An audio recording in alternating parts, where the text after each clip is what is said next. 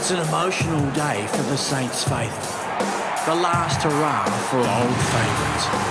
One of the greatest small forwards in the game's history, Stephen Milne. He's as good as it gets. The ever-popular Jason Blake. And running out for his 200th and last game, having spent his entire football life in St.Kilda colours, Justin Koschitzke. In another time, Ross Lyon might have shed a tear. But the former St.Kilda coach, who took the Saints agonisingly close to a flag, is now responsible for the rise of the Dockers. And goes bang! Freo is in arguably the best form of any of the finalists. They'll want a big win to step up their assault on the premiership. They're very close now!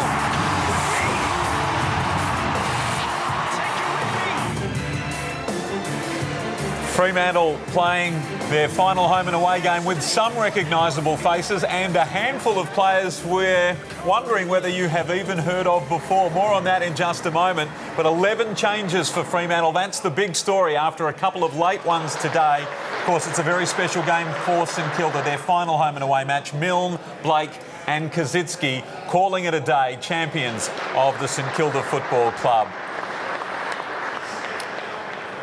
Hi everybody, Basil Zemplis alongside Tom Harley. That should be the story of the day, but in many ways, Tom, it's the number of changes for Fremantle today that have just jumped ahead in the pecking order for a moment. 11 changes, that's just one less than the AFL record. 3 debutants today. I've never seen you with more notes prepared for a game, Baz. I'm looking forward to this one. Homework, they've got photos on them here.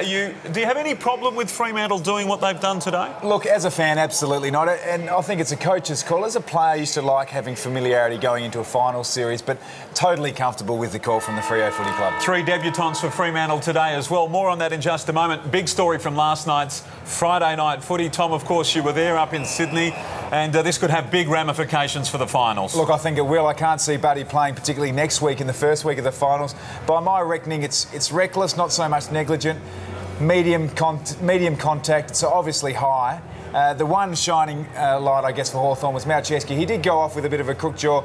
He was subbed off with a crook ankle, totally unrelated, I think. But I can't see Buddy playing next week. Of course, a big day for Milne, Blake and Justin Koschitzke finally getting there for game number 200. It's a very special day for St Kilda. Stevie Milne calling it a day, 275, and Jason Blake, 219. And we hope that they can enjoy it. And I guess they start favourites now with all of those Freo changes. I changed my tip only half an hour ago to St Kilda, and it's great to see St Kilda sending off their champions like that. They're incredible numbers, aren't they? Let's say good afternoon to Tim Watson, standing alongside Hamish McLaughlin. Hamish, we've been doing our homework for this one. Yeah, good afternoon to you, Basil, and to you, Tommy, and to you, Tim. If I'd said to you, Tim, on Monday, Saints were going favourites on Saturday afternoon against the Dockers, you would have said? I would have said you're mad. Absolutely stark raving mad, Hammer. 11 changes. I'm not convinced you're not, by the way. I could be, and you know that I could be, but 11 changes. Would you have done the same if you're Ross, given what lies ahead and how important the next month is? Yeah, I think so. I think that he's got to look at what is ahead. This next month of footy is at the pointy end of the season. I think he's done the right thing by his club. 12 players out there today that played less than 20 games, 8 that have played less than 10. So I'm thinking that maybe a couple of them will be wearing name tags today. Tell me, before we get back onto the Dockers, there was a report this morning that Paul Roos has signed with the Demons. You've got your information. Not quite the case? Not quite the case, Hammer. My information is that he's close to signing.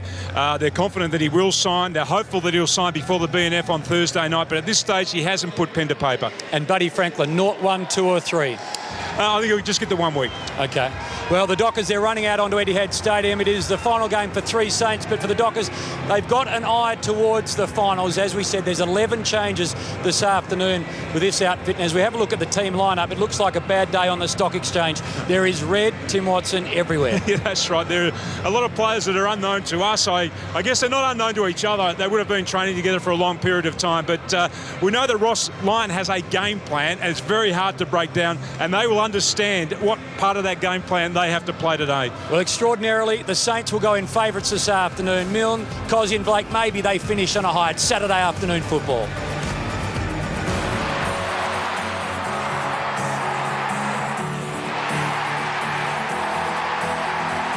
Sense of deja vu after that Bombers game. Ballantyne gets his 4th. Fremantle have won by 10 metres. They are a big-time contender in 2013, the Dockers. How's that for a grab? 5 counts crosses, dribbles. They love working in combination. The 1-2 punch. Fremantle have won a terrific victory, a memorable win for this club. Pearce, they won't touch this one. Derby 37. It's Fremantle's win, and boy, do they do it in style.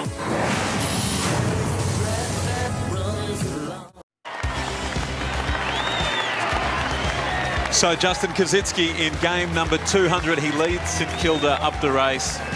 And right behind him, Adam Schneider, who also plays game number 200. Jason Blake retiring after game 219 this afternoon. And of course, Stevie Milne also calling it a day, game 275. Tom, worth noting that Justin Koschitzke is the sub today.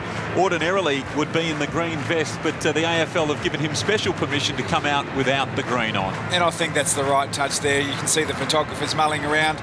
And for Kossie to play his last game, to lead his team out without a red vest on, I think is the right decision. Wish them all the best. He's been a fantastic warrior, as has Jason Blake, and Stephen Milne's career is nothing short of remarkable, really, coming off the rookie list at Essendon and kicked all those goals. I think he's kicked more goals than anyone else here at Etihad Stadium. So St Kilda won't be the same without those three players next year. And that's their side this afternoon. Unlike Fremantle, carnage at selection, you might say. A pretty settled lineup. Koschitzke, Robertson and Lee the ins. And I think St Kilda would be expecting to win this game. They were solid against the Suns. They got the win last week. And expecting a Saints win. So a special day for St Kilda and their coach. Scotty Waters is alongside Tim Watson. Scotty, a bit of emotion in the rooms before this game? Oh, look, it is. I mean, you have to acknowledge that, and it's obviously now how we control that and make sure we play footy, which is what we're here to do. But, yeah, it's a big day. What are your expectations today? Look, we're after a four-quarter performance. We've been building on that now for the last 4 or 5 weeks. So I guess our focuses don't change, and we want to send these players off in the right way. So it's a big day for us. Are you offended in any way with the team that Fremantle brought today? No, not at all. I mean, they've got to prepare for finals, obviously, beyond this week. And when we're in that same position, we'll do the same thing, mate. Has it made it harder for the preparation? No, we addressed it early in the week on a Monday that to expect changes, but ultimately it's about buying into what we're doing and just inching away at our own game plan. So opposition's irrelevant, really. Because he's starting as a sub, when may he enter the arena? Some stage. I don't know. But look, he's done enough volume to get him through, so we've declared him fit to play, obviously. But we'll just have to wait and see, mate. Thanks for your time. Good on you. Cheers. Scotty Waters, of course, the inaugural vice-captain of the Fremantle Dockers. So there he is, the man of the moment. He starts in green, but he will get to game number 200. That happens this afternoon, and he'll enjoy it with Jason Blake and Stephen Milne. Some of the great names in St Kilda calling it a day today on Saturday afternoon footy.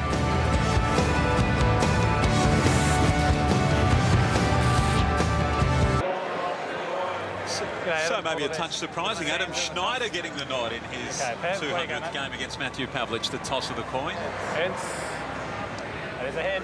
Okay, thank you. And Freo with the first win for the afternoon. They'll kick to the left of screen. They've got Geelong to prepare for next week. Regardless of what happens in today's game involving both clubs, it is Freo and Geelong next week. Beautiful day in Melbourne. The roof is open at Etihad Stadium. It's not bad out there, Tim. It is spectacular down here at ground level, Basil, at the moment. 21 degrees currently. We're heading for a top today at 23, so there is not a cloud in the sky. Now, in case you're wondering why the roof is open, the official word is that the roof only closes if there's a 20% or more chance of rain. Now, obviously, there's no rain about today, but it is going to test the players. It's going to be quite warm out there running around today. Also, on top of the weather, when you do play here at Etihad Stadium with the roof open, the sun can get in your eyes. That'll be to right of screen, so we'll keep an eye out of that, particularly early in the game. Conditions can be difficult, but sitting from the stands, it looks absolutely glorious out there. And we've said before, obviously, it can make it a little tricky to pick up the players when they're coming in and out of the shadows for the television cameras, but even for us, it's difficult to argue with the roof being open today. It is such a glorious Melbourne day, as good as it gets. A special one too. The retiring greats, Milne, Blake and Koschitzke and Adam Schneider celebrating his 200th game. They share the routine, an 8 o'clock pickup. They go for a dip in the water on match day, and it's interesting to see Justin Koschitzke say he wanted to give it away for his last game, and Adam said, no, mate, last one we're going to do it together, which was a nice touch. So Lee Montagna involved early with Jesse Crichton, who has an extraordinary hairdo, it must be said. Cross between Kenny Powers and Billy Ray Cyrus. Interesting week for Miley Cyrus, by the way. Hannah Montana would be horrified. The ball gets bounced for the final time for Stephen Milne, Koschitzke and Blake, and for 3 debutants, they see AFL action for the first time. Bit of symmetry about it all this afternoon. So much has been spoken about next weekend, the Cats for the Dockers, and we think at Cardinia Park.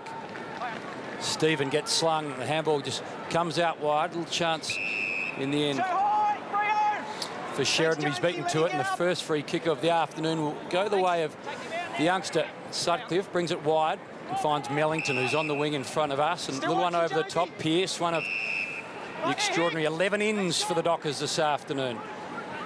Simpson, the first gamer, pleading for the football just on the 50. Pearce takes his time and then quickly works it back over the top. Again, it's Sheridan, one of the 11 who stayed in from last weekend. Muzungu flies almost. McAvoy cleans up for the Saints to Jones, and now to Geary, who did it both ends last weekend. He works the ball to the outer side. There's Milne. He'll be cheered throughout the afternoon. Through the middle they come. Schneider in his 200th. Over the top they go. A chance now for the Saints. The loose man is the skipper, and he's on at half forward. Awkward sort of a bounce. Was looking into the sun in the end. Bit of help comes from Armitage. Over the top it goes again to Schneider. The lead is on to Hickey. It was at his toes. And in the end, it's Pearce. Gets tackled. Ball goes to ground. The tackler in the end was Lee. And a few of the big names getting involved early for the Saints. And we did see Nick Revolt there struggle with the sun. That's exactly where it becomes really challenging, looking right down the barrel of it. So bright start St Kilda. Stephen gets the ball to Muzungu. Handball out wide for Crowley. Some of the experienced campaigners left in this Fremantle side. Gilbert, best position, couldn't get his mark completed. Well done, Blake. A cheer goes up every time one of these retiring greats gets the footy in their hands. Del Santo got it across from Robertson, and now through the middle, Stevie Milne again. He draws the man, and Curran with the footy in his hands. He drives it long. Revolt the target. 2 to beat. Silvani at the back. Down in front, Stevie Milne. Did he take the footy out? No, umpire said he kept it in. The handball stays in now for Montagna. He goes with a centering kick. It's a good kick, but well done, Muzungu. She started well, Stevie Milne, already up to the 3 disposals. Pushing right up, Jesse Crichton. Looks like he's got the defensive job on Stephen Milne for Fremantle. So Sandilands and Hickey.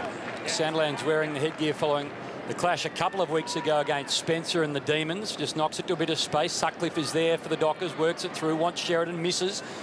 So Sandilands cast in the role of rover, does a good job of it. Sheridan gets it in the end, and Muzungu hugs the boundary on the outer side. Long ball. In the end, it was Hanath who was, I think, the chosen one, but Saints have got their hands on the football again. Ray, terrific, not quite. Miss Geary, who was floating by. So as we said at the outset, 11 changes, 1 less than the AFL record. For the record, that was 12 by St Kilda back in 1911. 11 changes. Sandilands, he won that decisively down. The handball went astray from Sutcliffe, and now a high tackle going the way of St Kilda. Free kick for them, and Curran. He goes to the pocket, and the lead is on the West Aussie, Tommy Lee. Tom Curran's been a really good find for St Kilda. He has played defensive roles through the middle. He's had big jobs this season. Certainly one who's going to benefit from the experiences he's been presented with this year. 10th match for Tom Lee from Claremont in the WAFL. Spent some time on the Adelaide list. He's kicked 14 goals this season. One of 9 debutants. And St Kilda very optimistic about their future. And that kick, absolutely perfect. On a big day for the club, St Kilda get the opening goal that Eddie had.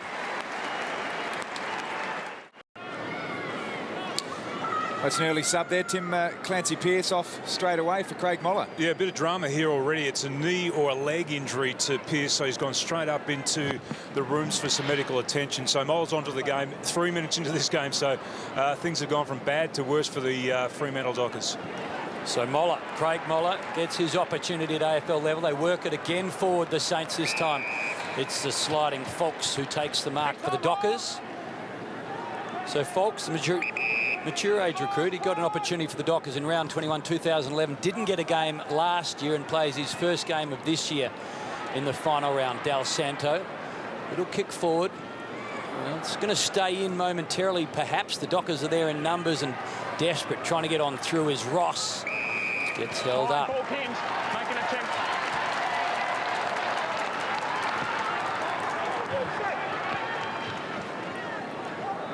So the height difference between Sandilands and Ledger apparent for all.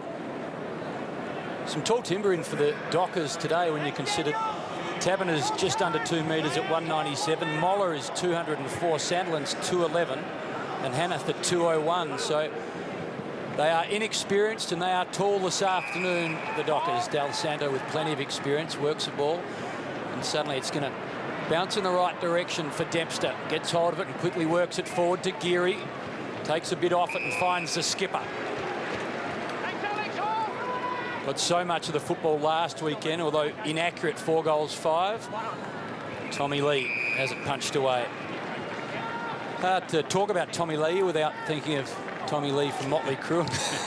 Potentially Heather Locklear and maybe more so Pamela Anderson, but one of those players that played in the Waffle, was on the Adelaide list for a while, back to Claremont, kicked 60 last year, and he's been good for the Saints this year. So ball to be won here in midfield. Ray, well done to Gilbert. Threw it on the boot quickly, and that might be spot on. Armitage in front, 45 from home. The Saints can kick it their second of the afternoon. 5 inside 50s to 1. Just saw Nick Revolt charging out. He had about 2.5 metres on Alex Silvani. Here's the build-up. That's a fortunate one from Gilbert and a really strong mark here by Armitage. He needs to go back now after ignoring the skipper. Cardinals sin in footy. David Armitage, 10 goals, 10 this season.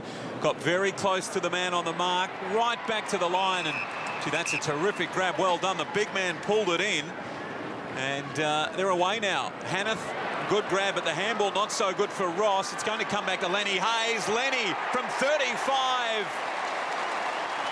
He'll enjoy that. Clever kick from Lenny. Great to see him going around again next year.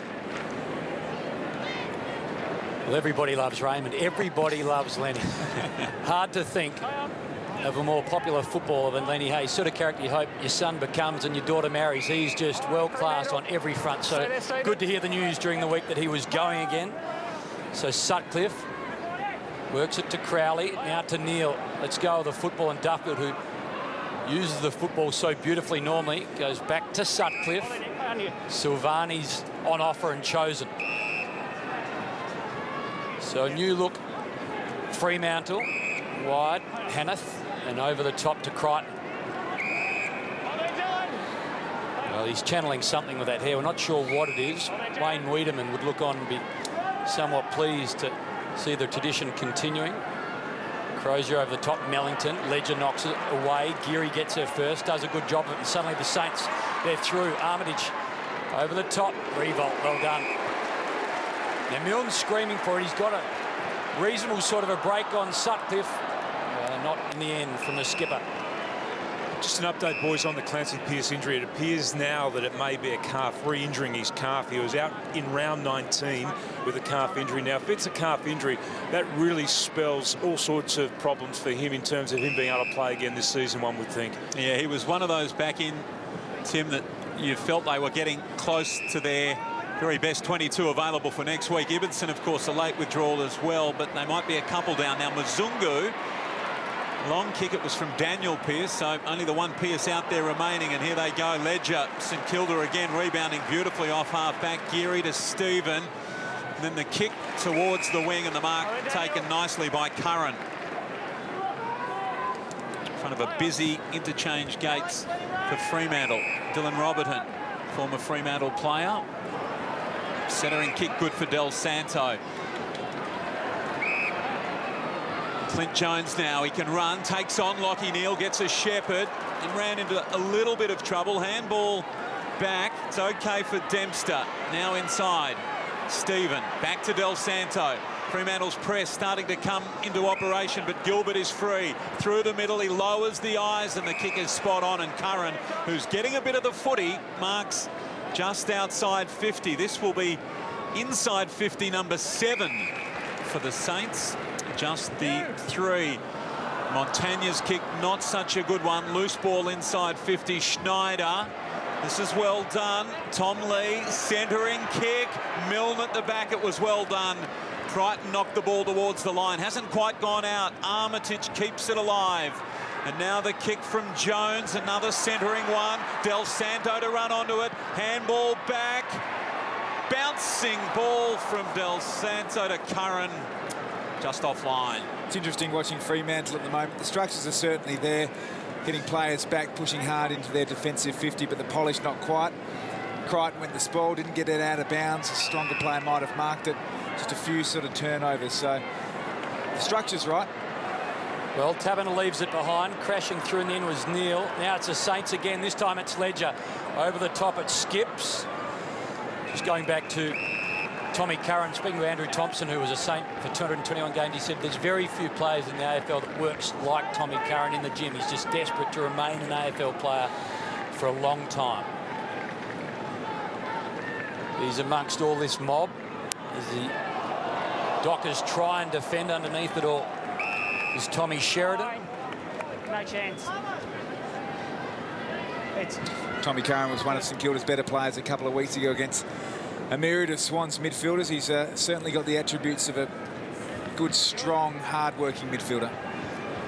So clearing kick for Fremantle. Sutcliffe it was, but only as far as Gilbert. He's playing well. He started very well. And what about the kick? Revolt, though, dropped the mark. Chance for Mellington. Simpson looking for his first touch a moment ago. Just drifting by, comes back to Mellington from Pearce. Here it is. The first touch now for young Josh Simpson. He dances around a little bit indecisive, gives it to Pearce. Pearce's handball backwards. Lockie Neal in trouble. Strong tackle. Ball came out. St Kilda forward. Geary on the end of it. It was Ledger with a strong tackle. Del Santo dishing out. Milne now. Right there with him is Crichton. Good go between the two number 44s. And up it will go. Great contest. 2 44s is good to see, isn't it? Now this is the sun. Nick Revolt's had it a couple of times. Looking straight into it when you're coming down from that end. Sandlands knocks it down to Fox. He couldn't take it. End up with Sandlands again, and somehow out of the pack comes Tommy Curran. I think he's just got boot to ball, but to the left it rolls. So if you've just joined us, 11 changes as opposed to the 10 that were named on Thursday night. Ibbotson and Main out. In come Moller and Simpson, and Barlow gets in the back, you would think, of Nick Del Santo, and the Saints, who have owned this first 13 minutes of the afternoon, lead it by 14. Del Santo works it wide. So Robertson goes searching, doesn't see anything obvious. Ray wheels back to Montagna. Over the top, Hayes is chosen and he's found. He's kicked the goal already, Lenny Hayes, and he's just on his distance. Yeah, this will test him here. One of the lasting memories of Lenny Hayes is when he needed to kick a goal in that grand final from just outside his range. He found a way. So giving instruction as he goes along. It looks as though it's just going to fall short. Still an opportunity for the Saints. Dockers have got to be good. Neil makes sure of it. It was Moller flying at the back, one of a couple of debutants, and two players with dreadlocks in the Fremantle side. It wasn't a good kick again from Mzungu. A little one from Farron Ray, not the required journey to Milne. So he needs to give it up here, and the umpire said he didn't. Not fairly anyway. Umpire Justin Schmidt right there. Umpires today, Schmidt, Hay and Jeffrey. So Sheridan, he drives the ball towards the wing. They haven't been able to get beyond this part of the ground for virtually the entire afternoon. Stephen got it from Blake. Gilbert, back it goes to Blake, thumps it towards the skipper, bouncing ball just out of their reach and over the line for Silvani. Well, the numbers are amazing at the moment. It's 80 disposals to 41 in favour of St Kilda. Contested possession 25 to 13. Inside 50s 9-1, a total domination at the minute from the Saints. Fremantle have won 5 out of 5 at Etihad under Ross Lyon, and they've won their last 5 this season, but you'd think the 5s are going to come to an end here on what we've seen to start this game, Tom. Speaking of 5s, Well, a Ross Lyon coach team at Etihad's one of the toughest road trips in football, even if it is when it's your home ground. But it's a very different outfit today. This is the Saints playing for plenty, and the Dockers, well, they're thinking about next week. So Dempster, they all combine. Ray, who switch play to Hickey, and he's got a charging Revolt coming towards the wing. Leads Silvani in the race. Hickey will get there. Get Revolt in. He's run 100 metres to get there and just handballs back to his old sparring partner in Montagna. If you're wanting to show someone a tape of how hard you can work, Nick Revolt's the man to watch. He is just an extraordinary athlete who pushes himself to the brink of exhaustion every week. It is 2 hours of pain for himself, and he's a fabulous leader. So the Saints again, this time Tommy Curran. Well, Hickey got hands onto it, couldn't drag it in. McAvoy watches on, and in the end, they're desperate to just hold it in, the Dockers, and they do. Talk about Ross Lyon, a remarkable record. He coached St Kilda to 8 consecutive wins against Fremantle. He never lost to Fremantle as coach, and he's coached Fremantle to 2 in a row against St Kilda. So when these two teams have been in operation, he's never lost, albeit he's been on both sides. So Montagna with the free. Man on the mark. Well, 51, you heard it. He goes short. Is that the required? Yes. It's a farewell game. Of course it is. Is there a chance to run around him here? Well, it's his trademark move. There's a bit of space for him to do it. Stevie Milne, what a player. 6th on the all-time games played list at St Kilda and 4th on the all-time goals kicked list. 572 goals. All of them as a Saint. Huge leap by McAvoy right back on the line. He just couldn't complete it. So all the scoring has been St Kilda. They lead only by 16 points. 2-4. Freo yet to score. And just the one trip inside 50 opposed to St Kilda's double-digit 10. So Crichton now goes searching for another inexperienced couple of Dockers. This time it's Taberner and Moller who just see the ball over. Craig Moller, part of the New South Wales Scholarship Program. He becomes the 12th New South Wales/ACT player to debut in the AFL this year. Darren Denham, the talent manager up there, has done a fantastic job over a long period of time. Tip of your tongue, that info, Tom. Understand he was a seriously talented basketballer, Tommy, and he considered a future in the basketball, and NBL clubs were asking around, and then the Dockers came knocking when he was 14. So here he is today on the big stage. What an afternoon for the 3 Dockers debuting as 3 Saints say farewell. And the Saints right now are doing the damage all around the ground and maybe just on the scoreboard. Ledger, he gets it all the way home. The Saints have got 3 and the Dockers are still yet to score. Yeah, terrific finish there from Tom Ledger. These games are really important for players like Tom Ledger. Just the last game of the year set some solid foundations to relaunch or launch a career. Aaron Sandland's doing the ruck work. The last man to wear a helmet that high, Neil Armstrong. I was wondering where you were going, and then I thought perhaps you wore a lid when you played over in WA. Didn't get it up that high. No, the late and great Mr. Armstrong. And here's Ryan Crowley. I wonder how long the helmet will last. We heard famously during the week about Justin Koschitzke saying he discarded his and threw it in the river. Duffield's long kick inside 50, and that's a very strong grab by Hickey. Reads the ball really well in the air. Does Hickey. Just didn't quite pull down the last one about 5 or so minutes ago, but that's the next evolution of his game. He's a highly touted young ruckman. Once you start drifting back deep in defence and clunking them, that's a great asset to your club. So Del Santo to Stephen to Geary, and they're going to come across goal back to Robertson. 20th match this season, 37 of them with Fremantle between 2010 and 2012. Ledger got it from Curran. Montagna. They look exciting when they move it quickly. Here's Dempster. They've carried it beyond the wing. Montagna's handball, going to get it back. It's okay. And Farron Ray involved. Now the skipper, a bouncing ball, controlled it beautifully. Had options to dish to. He chose Milne in the end. And well done by Mzungu. He got in the road, and then the little dish for Crichton, but the kick not good, and it beats Duffield over the line.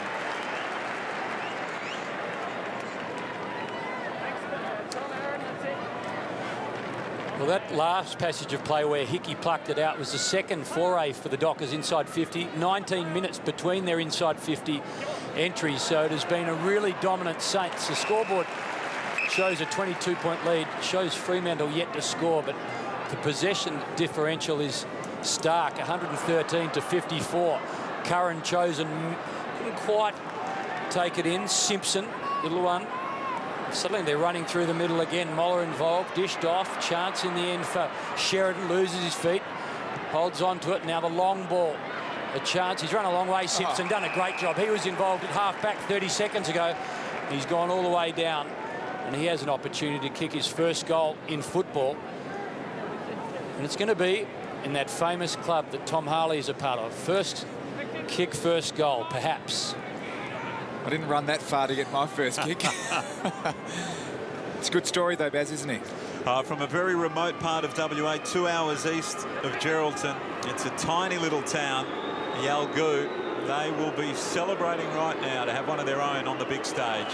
First kick is offline. It's a disappointing first kick, and in fact there's no score at all for the youngster.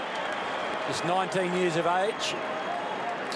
Terrific passage of play to get on the end of it. I mean, that's the sort of work rate that all Ross Lyon teams typify. So if he keeps doing that, there'll be a spot for him in the future. Gilbert getting plenty of the footy across half-back. He's working very well. Now Dempster. Ditto this man, Stephen, just getting a whole heap of the footy. He's had a very good season, hasn't it? The old breakout season. And the kick, well, Hickey, not sure if we can blame the sun that time. Oh, the mandatory rub of the eyes as the ball trickled over the boundary line. It's smart. Hickey with a bit of explaining to do. Generally, it's people having to do explaining when they end up with a Hickey. Oh, you got some good stuff today, Baz. I thought we might need it. Sandilands. And he's a real plus for Fremantle. Obviously looking to build towards next week. Lockie Neal, Barlow, Mzungu, stripped of the footy. It was brilliantly done by Lenny Hayes. Jones, Del Santo, and then the kick along the ground. It might end up in Ledger's hands. Make that Stephen, who just kept running, and they keep moving the footy. Through the middle of the ground they go. Nicely done. The kick terrific. Curran now in space. A long way from home, Geary. He goes short, and the kick is perfect. Well done, Geary. Seb Ross on the end of it. And Fremantle, you know, they haven't troubled the scorers, and St Kilda kicking for their fourth, a chance to make it 4-4.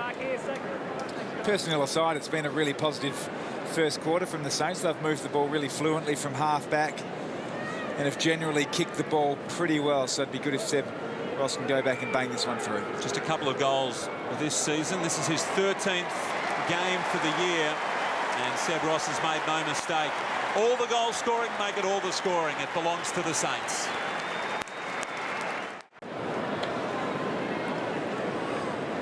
So Tim Watson's nephew gets a goal for the Saints, and they have been ultra impressive in this opening stanza. The Dockers have just under 90 seconds to avoid a scoreless term. The last time I think was against the Cats. Earlier in the year they had a scoreless term. Yeah, just the one inside 50 in that quarter against the Cats. So Sandilands just backhands the ball forward. Here's a chance for the Dockers. They might just get something late. Pav the target with Gilbert. Third game back for Gilbert. Rides Pavlich hard. Did a good job. Got it to Del Santo. It was pretty slick in the end. It just skidded through hands. Forster on debut. Tumbles the ball forward. Robertson. In the end, it was desperate stuff. The ball punched forward by Crozier, but it's Saints again who have the numbers at halfback. Ledger's got a runner in Hayes. He gets picked off, caught off. Sutcliffe was the tackler. Stephen just weaves his way through white jumpers. Ledger now, he's got Gilbert or Armitage over the top. Nothing really inside 50. He loses his feet. He's still got time to work it wide. And Jones over the top. You'll see Milne in just a moment. Schneider, he's on the end of it. Or Revolt. Revolt's chosen again. Tough one, I think, with the son. De Boer mops up Silvani. Now over the top to Simpson. So one of the three on debut. He works it inside to Fox. Cruising on through. Hanneth. Far side. Pavlich. Blake. The last time away, the Saints outfit. He has a win against Pavlich. Notch it down to Blake. Was terrific again. Robertson's there underneath. It gets caught high. It's going to be a scoreless opening stanza. for the Dockers, and the Saints, with so much to play for 4 of their finest. 3 saying farewell and 1 holding the bat up for a double ton. There is one, Stevie Milne. Every time he's got the football, there has been much applause. Schneider in game 200. He tossed the coin earlier today. Have won the toss. Saints have won the opening term. They lead it by 28 points on a glorious Saturday afternoon at Etihad. That Matthew Pavlich without a possession, so just the second time in their history a scoreless first quarter, and Matthew Pavlich without a possession, and he's got a pretty nasty cut above his right iron. I don't believe... Oh, he's back out there now. I think so. He's rejoined the group and he's had some treatment. Tim Watson, and it's been all St Kilda. It has dominated that first quarter of football, as you would expect with the outfit that Fremantle have put out there today. I just wonder about Ryan Crowley, whether he gets on with the coach, though, because of all the players they've rested today. He's probably had the toughest assignment of anyone this year. Each week he gets a really tough player to play against. Today it's Jack Stevens. Stevens had 12 touches to Crowley's 7, but because Fremantle's game has broken down, I think it's made it easier for Jack Stevens to find the ball and harder for Ryan Crowley to actually put the clamp on him. They've had 102 uncontested possessions, St Kilda, in that first quarter. On average, Freo only give up 52, so that just gives you an indication of how their game has been broken down in that first quarter. Interchanges, I mentioned earlier about the heat, it's around 23 degrees. Both teams had around 40 in that first quarter, so they are really trying to rotate the players as often as they possibly can because of this heat out here today. Just on Ryan Crowley, he's just one of 3 Dockers that will have played all the home and away games. So he, Matty De Boer and Daniel Pearce. See Crowley there. I mean, he's one of those players that would have grown up with posters of Tony Liberatore and Brett Kirk and Cameron Ling on his wall. He's done an amazing job in the last few years resurrecting the way he plays. He's been absolutely pivotal to the rebuild of the Fremantle Footy Club. And we spent a bit of time talking about Lenny Hayes being the much-loved character that he is. There was a stat running around last night. If you want to join the best blokes club in the AFL, just start tackling. The top 4 tacklers of all time: retiring Swan Jude Bolton, Lenny Hayes second, Simon Black third, and Fremantle assistant coach Sydney Swans legend Brett Kirk fourth. So tip to the young players, Baz. Yeah, absolutely. Work on your tackling. There's a really good feeling about the place today, isn't there? I mean, it's a St Kilda celebration in many ways, and I'm not saying that Ross Lyon has come to the party by resting players. He's doing that for his own reasons, obviously. They've got bigger fish to fry next week, but there's just something special about it, isn't there? You know now that, you know, barring some sort of miracle, it's going to be a pretty handy win for St Kilda, and just a special day for those players going out. Well, sometimes special days, whether they're milestones or whatnot, can fall a bit flat, but the Saints started really well from the outset, and the boys, Blake and Stephen Milne in particular, Schneider also playing his 200th, got plenty of the ball early, and we'll wait for Koschi to come on. Yeah, the main event still to come. There will be an enormous roar when Koschi comes out onto this ground, rips the green vest off. It'll be like Ben Cousins when he took off the tracksuit top returning for the Eagles. There is Koschi. Time is a brutal opponent that no player has found a way to beat, and it claims another 3 scalps this afternoon. We'll speak about Koschi, Milne and Blake a little bit later on in some detail, but what wonderful servants of this football club all 3 have been. Blake in particular has played such versatile roles, particularly given he's only 189 centimetres. He's rucked against Aaron Sandilands, he's tagged Shane Crawford, and he's only, bizarrely, 3 centimetres taller than Lenny Hayes. So he's played tall, and he's been asked to do so much through his football journey. Farron Ray bullets the ball long over the top of the skipper and revolts. Silvani, he's tackled in the end by Tommy Lee. Dislodges, Folks is there, and he works it over the top. Now it's a chance for Sutcliffe. Had a lot of the football in the opening term. Sutcliffe keeps it in. Stephen Carouse, he had a lot of it for the Saints as well. Only Del Santo had it more times. Hanneth went to ground, lost the football. Saints are desperate. Stephen to Schneider. Game 200. Well, unselfish. He finds the skipper. That passage of play just highlights just how good a player Adam Schneider's been for a long time. He was involved in the second, third efforts at the 50, broke away from the stoppage and then didn't blaze away. Just see here, puts a tackle on the ruckman, keeps going, second effort here, receives a handball from Stephen, doesn't blaze away, looks inside, look at the vision last minute. That's how you become a great player. So his biggest tally last weekend for the year. 4 goals, 5, and he kicks that perfectly. Had a few issues last week in front of goals. Not there.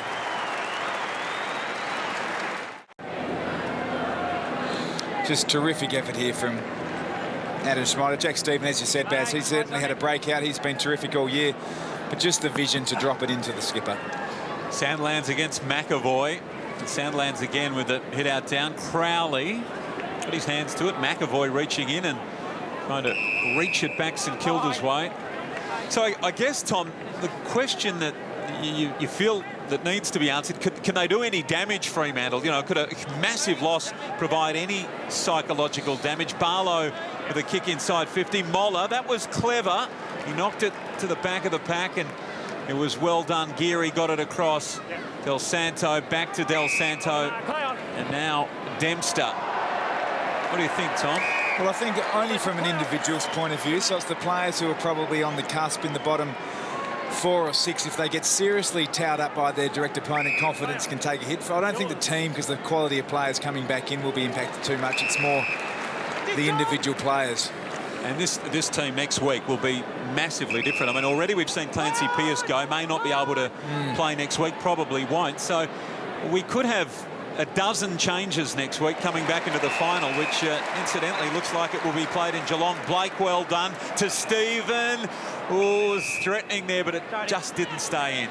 You're very close to the source. Will Luke McFarlane play first up in a final, Baz, next week? Well, they're saying that he will be fit. I think the one thing that plays into their favour, if Hawkins isn't fully fit, it may give them the opportunity, obviously not saying that he can't be a damaging player, but there's probably not another obvious matchup. The dangerous forwards for Geelong, like Stevie J, Motlop, etc., not the McFarlane matchup. I think one way to avoid any confidence issues out of today is just to quarantine this side, send them to Brisbane during the week and just let the team that's going to play next week just go about their work, because it's so different. They don't even need to talk to each other. It's a good opportunity for these young players. I mean, highly unlikely that there'll be wholesale changes to the Fremantle personnel, but you never know. So Armitage, McAvoy the target, Duffield, Sutcliffe, a couple of Saints. One of them's very dangerous in this scenario. Milne just fumbled and it went through his legs. Well, it all starts to get a little messy. Umpire would throw it up. I mean, Stevie Milne, you see him in that scenario and you've seen him do it so many times. Just that little fumble. You thought he was going to serve up his signature dish in his final outing. McAvoy doing a little bit of roving work on hands and knees. Stephen tries to work it to Tommy Curran. Revolt gets taken to ground by Hanneth.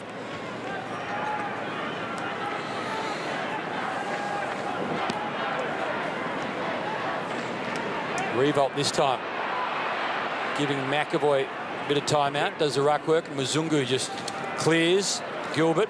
Well, in the end, he's got Tabbin at a beat. Desperate, diving onto the football as a youngster in Forster. Young South Australian, grew up in Payneham and played for Nord in the SNFL. And when he was drafted at 29 in 2011, almost immediately underwent hip surgery. So 2012 was wasted as this youngster in Josh Simpson comes off with the blood rule. Only 19, Josh Simpson Haim. He's a father himself. When he first got to Fremantle, didn't have his driver's licence and used to have to catch the bus to Fremantle Oval to join in training. A very small town, Yalgoo, and basically 2 families in the town. His mum one side of the town and his dad the other side of the town. So Josh basically related to everybody in Yalgoo. What's the population? Not many. About 75. Barron Ray, quickly, again it's Revolt and Milne, the two that they've chosen to kick to for so long. In fact, between the two of them, they've been the leading goal scorer. Revolt and Milne for the last 6 years, 3 apiece. Revolt will be the leading goal scorer this year. Crowley getting a few Bronx cheers. Best and fairest from last year. Look at the sun. You see Farron Ray just shielding his eyes, and it is a very different ground, Tommy, when the sun comes out and the roof is open. Very difficult to kick to the northern or the Lockett end or the left of your screen as you watch. It is very difficult to play in home, and the shadows basically cast themselves during the third quarter. Hit the roars from the crowd. Stevie Milne's having a bit of a spell, but when the shadows do cast themselves, it's a lot easier to play, but right now very difficult. Ryan Crowley tracking it back inside 50. He gave the footy away. It was very close to holding the ball. Come on now. It was Ross with a very good tackle in there, but the umpire says up it will go again on Sutcliffe. So Fremantle yet to score for just the second time in the club's history, a scoreless opening term. Here's Ross, Ledger going in hard. Crozier did that nicely, and he kicks towards the wing. Bouncing ball for Pavlich, and it's going to end up Pavlich's way. Well done, Moller. Not the first time he's provided a good little tap there. Taberner just didn't get his hands around it enough, and Del Santo came from Ray. Geary now sprinting away through the middle of the ground. Long kick towards the 50. Curran down in front. No mark. Armitage just pops it into space, and well done. That's a good grab. Tommy Lee running onto it. He'll go back and kick this. Tom Lee's got the textbook kicking style for an NFL punter, I reckon. If your career gets away from him in the AFL, if I was providing advice, I'd say, Tommy, head over to the States and have a crack at that. But still plenty of an AFL career to go. Kicked a goal already this afternoon, Tom Lee. The two Toms on the St Kilda team sheet today, Tom Ledger and Tom Lee, both from Claremont in the WAFL. And there's a Tom Curran out there as well. Claremont, of course, back-to-back premiers in WA. This kick just as good as the first. He's got a couple.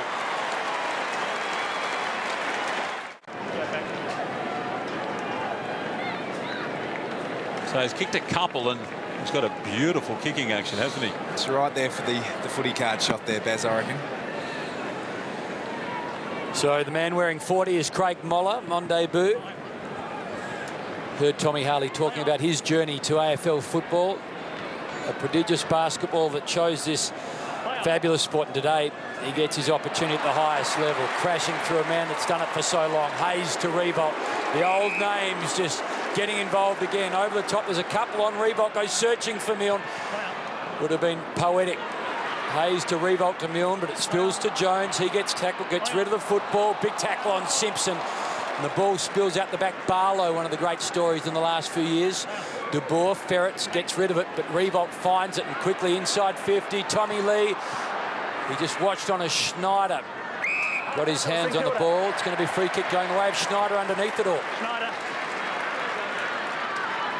Play on. Couple free.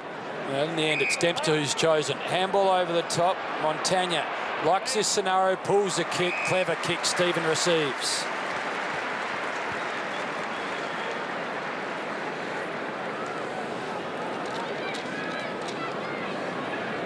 So he hasn't missed a game this year. Jack Stephen missed just once last year, and he has become such a regular part of this lineup. He's become a real help in the middle to some of the older players, and so clever around goals. This for his first of the afternoon. Del Santo's had it 17 times, 16 for Jack Stephen. Listen to that. The home crowd likes it. The Saints are demolishing the Dockers in the final round.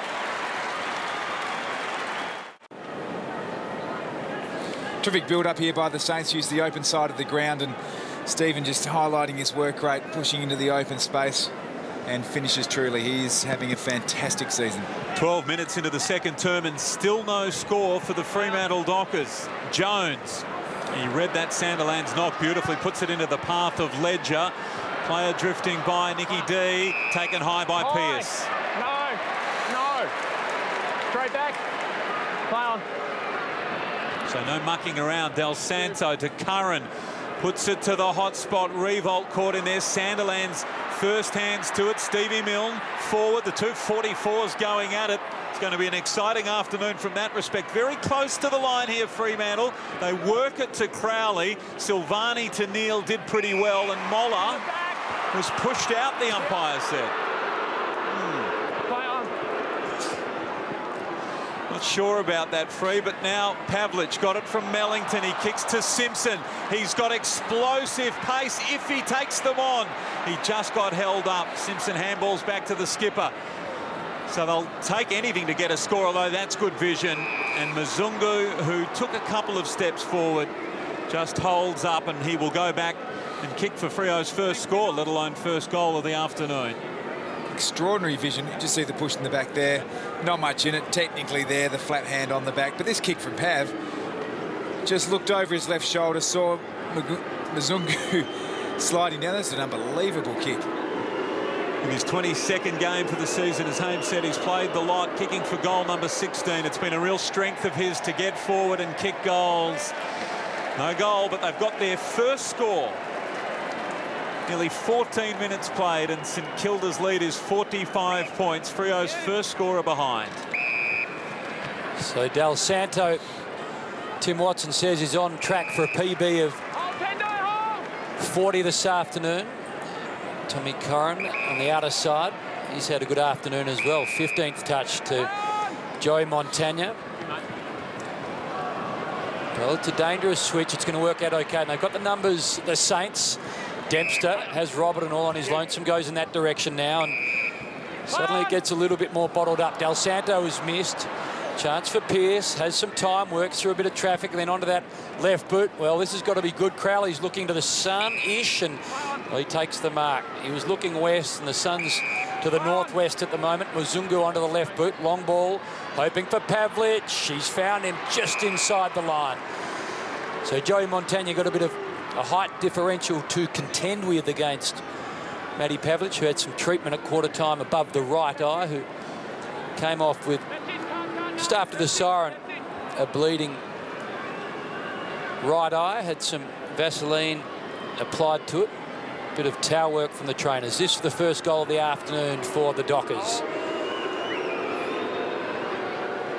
Well, in the end, he just puts it to the top of the square. Crowley gets set. In the end, the Saints have got first hands onto it. Blake to warm applause. Farron Ray. And quickly the Saints are out again. Lenny Hayes inside, misses Schneider. De Boer. Over the top they go. Pearce a wheel onto that left boot. Well, it was a nicely weighted kick in the end, and on the end of it, Mellington. So can Mellington, in his first game of the year, kick the Dockers first?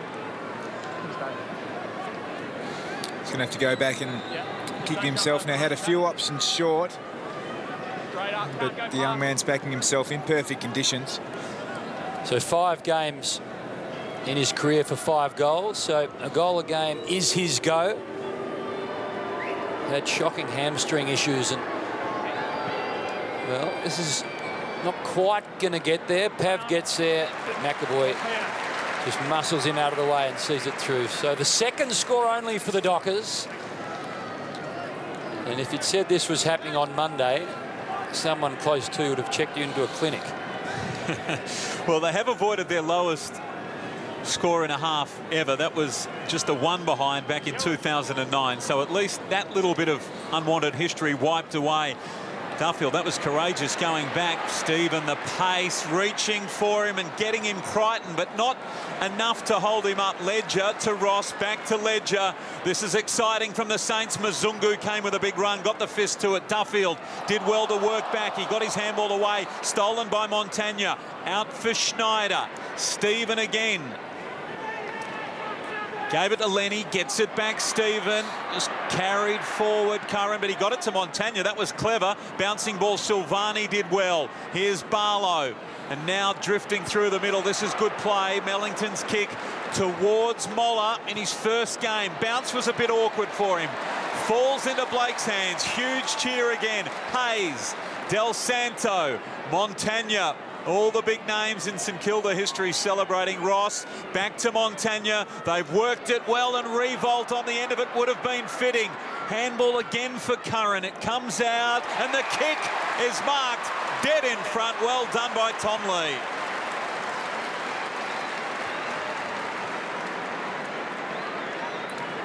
Not much that man can do. He's spent years watching all of those names that we called dominate predominantly on this ground. 3 grand finals, of course, in a couple of years, just unable to take the ultimate step. And the signs now for the new coach with young players like this man coming through, certainly promising. Tom Lee kicking for his 3rd from directly in front. And St Kilda's lead is 50 points.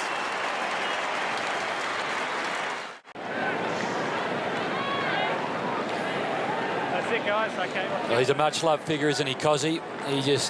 That's probably it for him. That's his warm-up. Just walked 6 metres to the left and then back down. Been some great stories about Kossie throughout the week coming out, and said that the AFL really has suffocated him and he really never got on terms with it, and his greatest enemy each week was largely himself.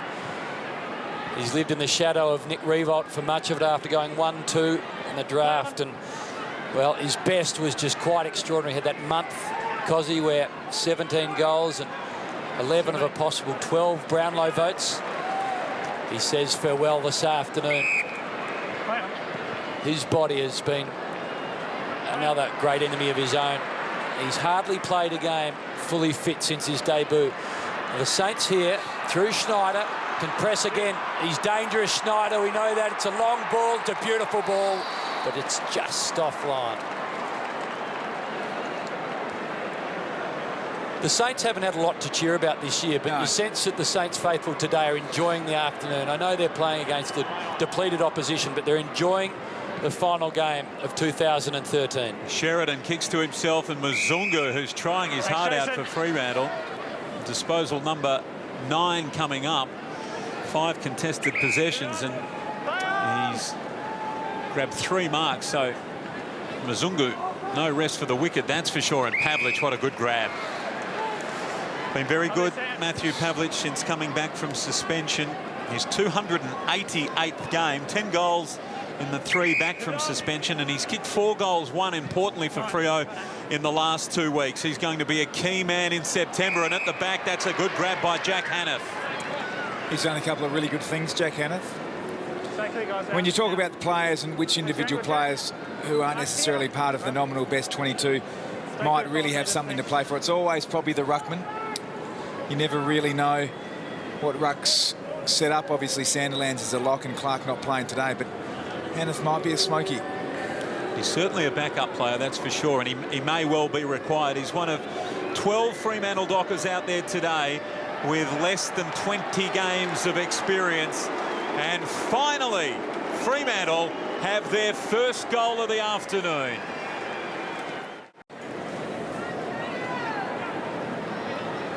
Good finish, and it has been impressive, Jack Hanneth. So Moller against the young Hickey. Hayes, as always, in the mayhem of the midfield, finds a way to bust through. Couldn't put boot to ball, though. Mellington can, and he surges long. They're outnumbered, the Dockers. Blake goes to ground. Gilbert does the mopping up, gets held a little in the end, but he's up to the challenge. Works it over the top, Geary. Inside, Del Santo continues to accumulate. He'll get a kick. Nah, keep pushing in the back. Not a suck in, mate. Push in the back. No. Push it in the back. Right out, Jaron. So make it 21 for Nick Del Santo. We've still got a few minutes before the long break for Nicky Dal to just continue on his merry way. PB of 39. Montagna looks for Ross, going to turn it over here. The Dockers have got all the numbers around the ball. Lockie Neal, he's kicked around the corner. He's just pulled it a little bit too much in the end.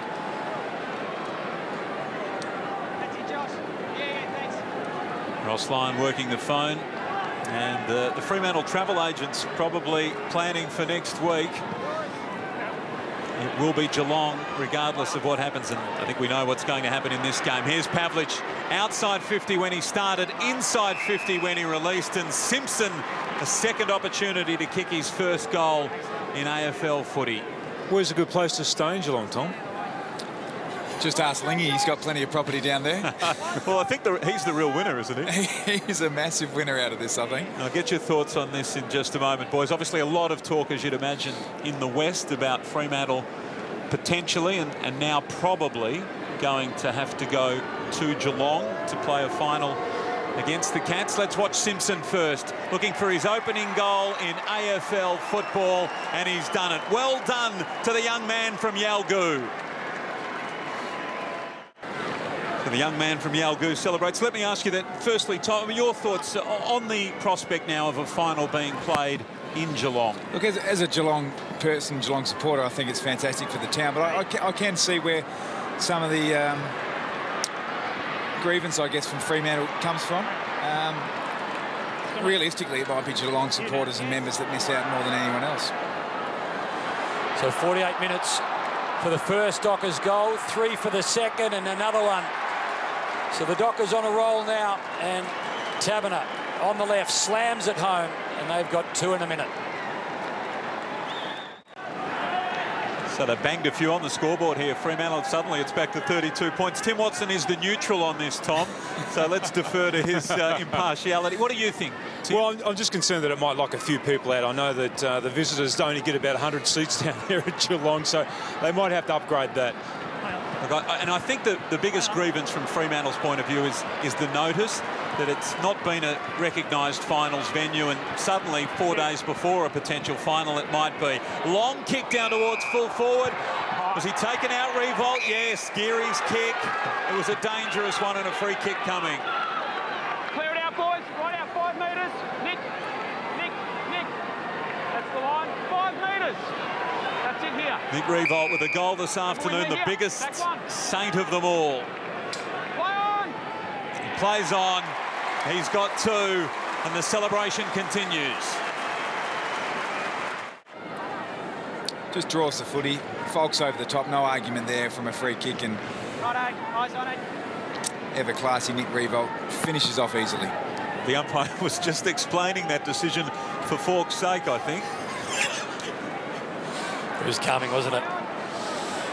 So the Dockers again, hands on it first with this Saints outfit playing like it's a final. It's their final game. They won't play September action. That was decided a long time ago. It's been a long year, but today is a day of celebration for the Saints. Celebrating 3 fine careers and the 200th of Adam Sheridan, taken to ground by Ledger. McAvoy just helps Tommy Ledger out. Ends quickly, doesn't it, for AFL players? I mean, you come to the game today and you are an AFL player. You wake up tomorrow and you're looking for work like the rest of the workforce. 14, 13 years for these guys. In fact, 40 years of combined service for the Saints, and it all ends this afternoon. Crichton, just a little paddle, ends up with Sutcliffe. Well, good take in the end from Sandlands, and a bullet ball back to Crichton. De Boer, Crichton again. Well, better movement from the Dockers here. Crozier combines, gets involved with Sheridan. And back to Crichton. Schneider tried to hem him in. Revolt gives away the free kick. So De Boer can push the Dockers forward again. There's a bit of a rough and tumble. 50. 50. Matty, now. Matty, take him and go. Come on. Well, this is interesting.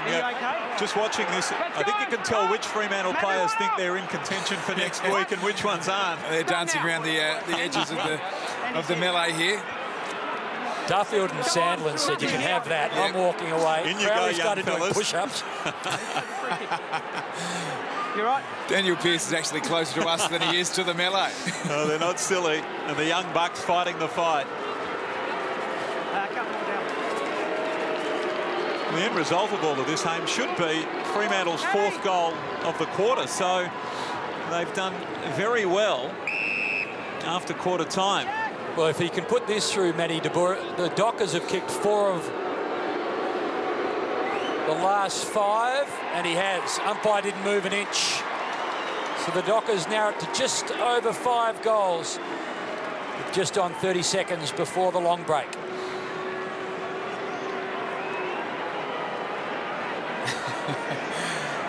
Still a bit going on there. Well, Revolt and Silvani have had a bit of sort of redesign on their jumpers, and the off-the-shoulder look for the remainder of the first half. It's sort of catching and fetching, and that'll all be taken care of at half-time. And he's not in trouble there. I mean, that was going for the ball, so nothing to be looked at from a tribunal perspective. But a little bit of passion, a little bit of fire from the Dockers. Good to see. Well, Sandlands can be accused of taking on a couple that are a lot smaller than him then, but would have been hard for him to find a Saint that wasn't. Sandland's got his hands to it first that time. Jones down for Montagna. He looks upfield and Schneider's on and he marks over the top quickly to Milne. He might go back to Schneider or go himself. That's the better option. Why not? And the mark taken by Hickey. The trademark of Stephen Milne as a small forward has been his ability to work in such confined space. Even on that occasion, he changed direction, I reckon, about 6 or 7 times. Just watch him here, just right in the front. There we just cruised around, and then an ability to spot a target like that, just outstanding. And some would accuse it, oh, that's selfish play, but actually it's smart football because it was a better option than the handball off. Hickey kicking for just his 3rd goal of the season. In his first year at the Saints, it's drifted across, but the score will counter behind. So it's been domination from St Kilda. Much better from Fremantle in this second term, but at half-time, a very handy lead on a day that is as much about celebration as it is the result for St Kilda. That man yet to make his farewell appearance. The green will come off, hopefully early in the 3rd term. Let's go down to Tim Watson. Here with Jason Blake, and Blake, they struggled to kick a goal for a long time, and then 4 came in a hurry. A little bit concerned now? No, a little bit of lapse of concentration, but I think we're playing really well. Our defence is great and our intensity is great, so I'm really looking forward to the second half. We're giving Nick Del Santo a lot of space across half-back. He's enjoying it too. Absolutely, he's slicing him. He's a quality player, and we love having him free. Was he one of Ross Lyon's favourites, was he? He was one of them, absolutely. 60 minutes of football left for you. What's going through your mind right now? I'm just enjoying the moment. It's been fantastic and trying to keep my head on the basics, so trying to listen to all the things you taught me back in the day. Good on you, mate. Well done. Isn't that great? Very relaxed, and that's how a final game should be enjoyed. At St Kilda by 33 points at half-time. Etihad Stadium on a Saturday afternoon.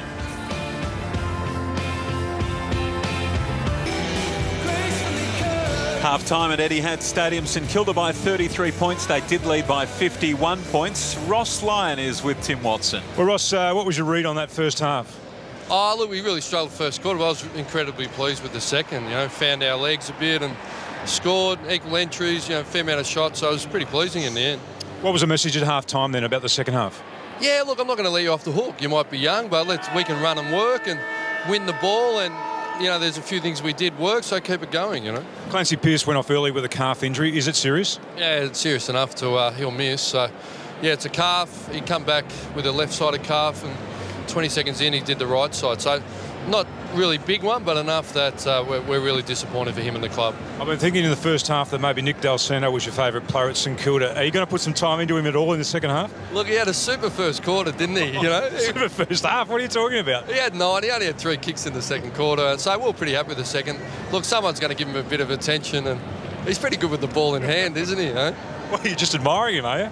Not really. Look, we're taking it really serious. Look, we'll put someone into him this quarter, but we tend to give, you know, an opposition one at times, and obviously with a bit of personnel, we haven't got to him as well as we'd like. So, look, it was good to get into a contest, and I think our fans will be pleased with that quarter. And to see Josh Simpson, who's electric, Hannah down back's been a win for us, and Craig Moller, New South Wales player, there's a bit to like, you know. Thanks for your time. Good luck in the finals. Thanks, Timmy. Cheers.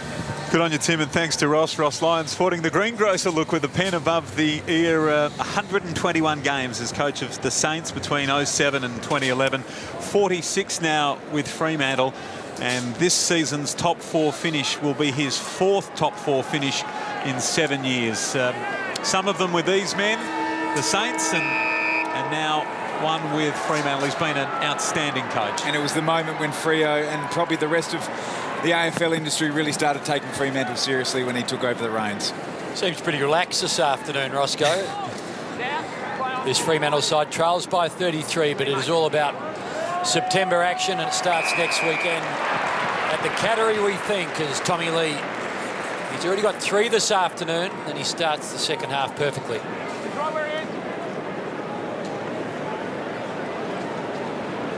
Tommy, if you are trying to educate youngsters on how to kick a football, is this one of the men you'd ask to come and teach the young kids? Oh, without a doubt. I was lucky enough to play with Ben Graham, who went off to play a lot of football in the NFL, played in the Super Bowl, and he had the same sort of follow-through. Just have a look at this.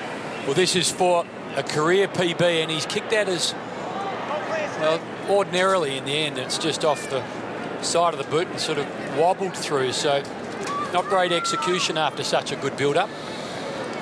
Interesting too, Tom, to hear Ross Lyon say that, you know, the message at quarter time was that he wasn't going to let the young players off the hook, and he told them so. Yep. Just because you're young doesn't mean you need to do the team things or don't need to do the team things, and they certainly responded in that second term. They were much better. It was a great mark by McAvoy. And now Montagna, he looks up. The space is Simpson.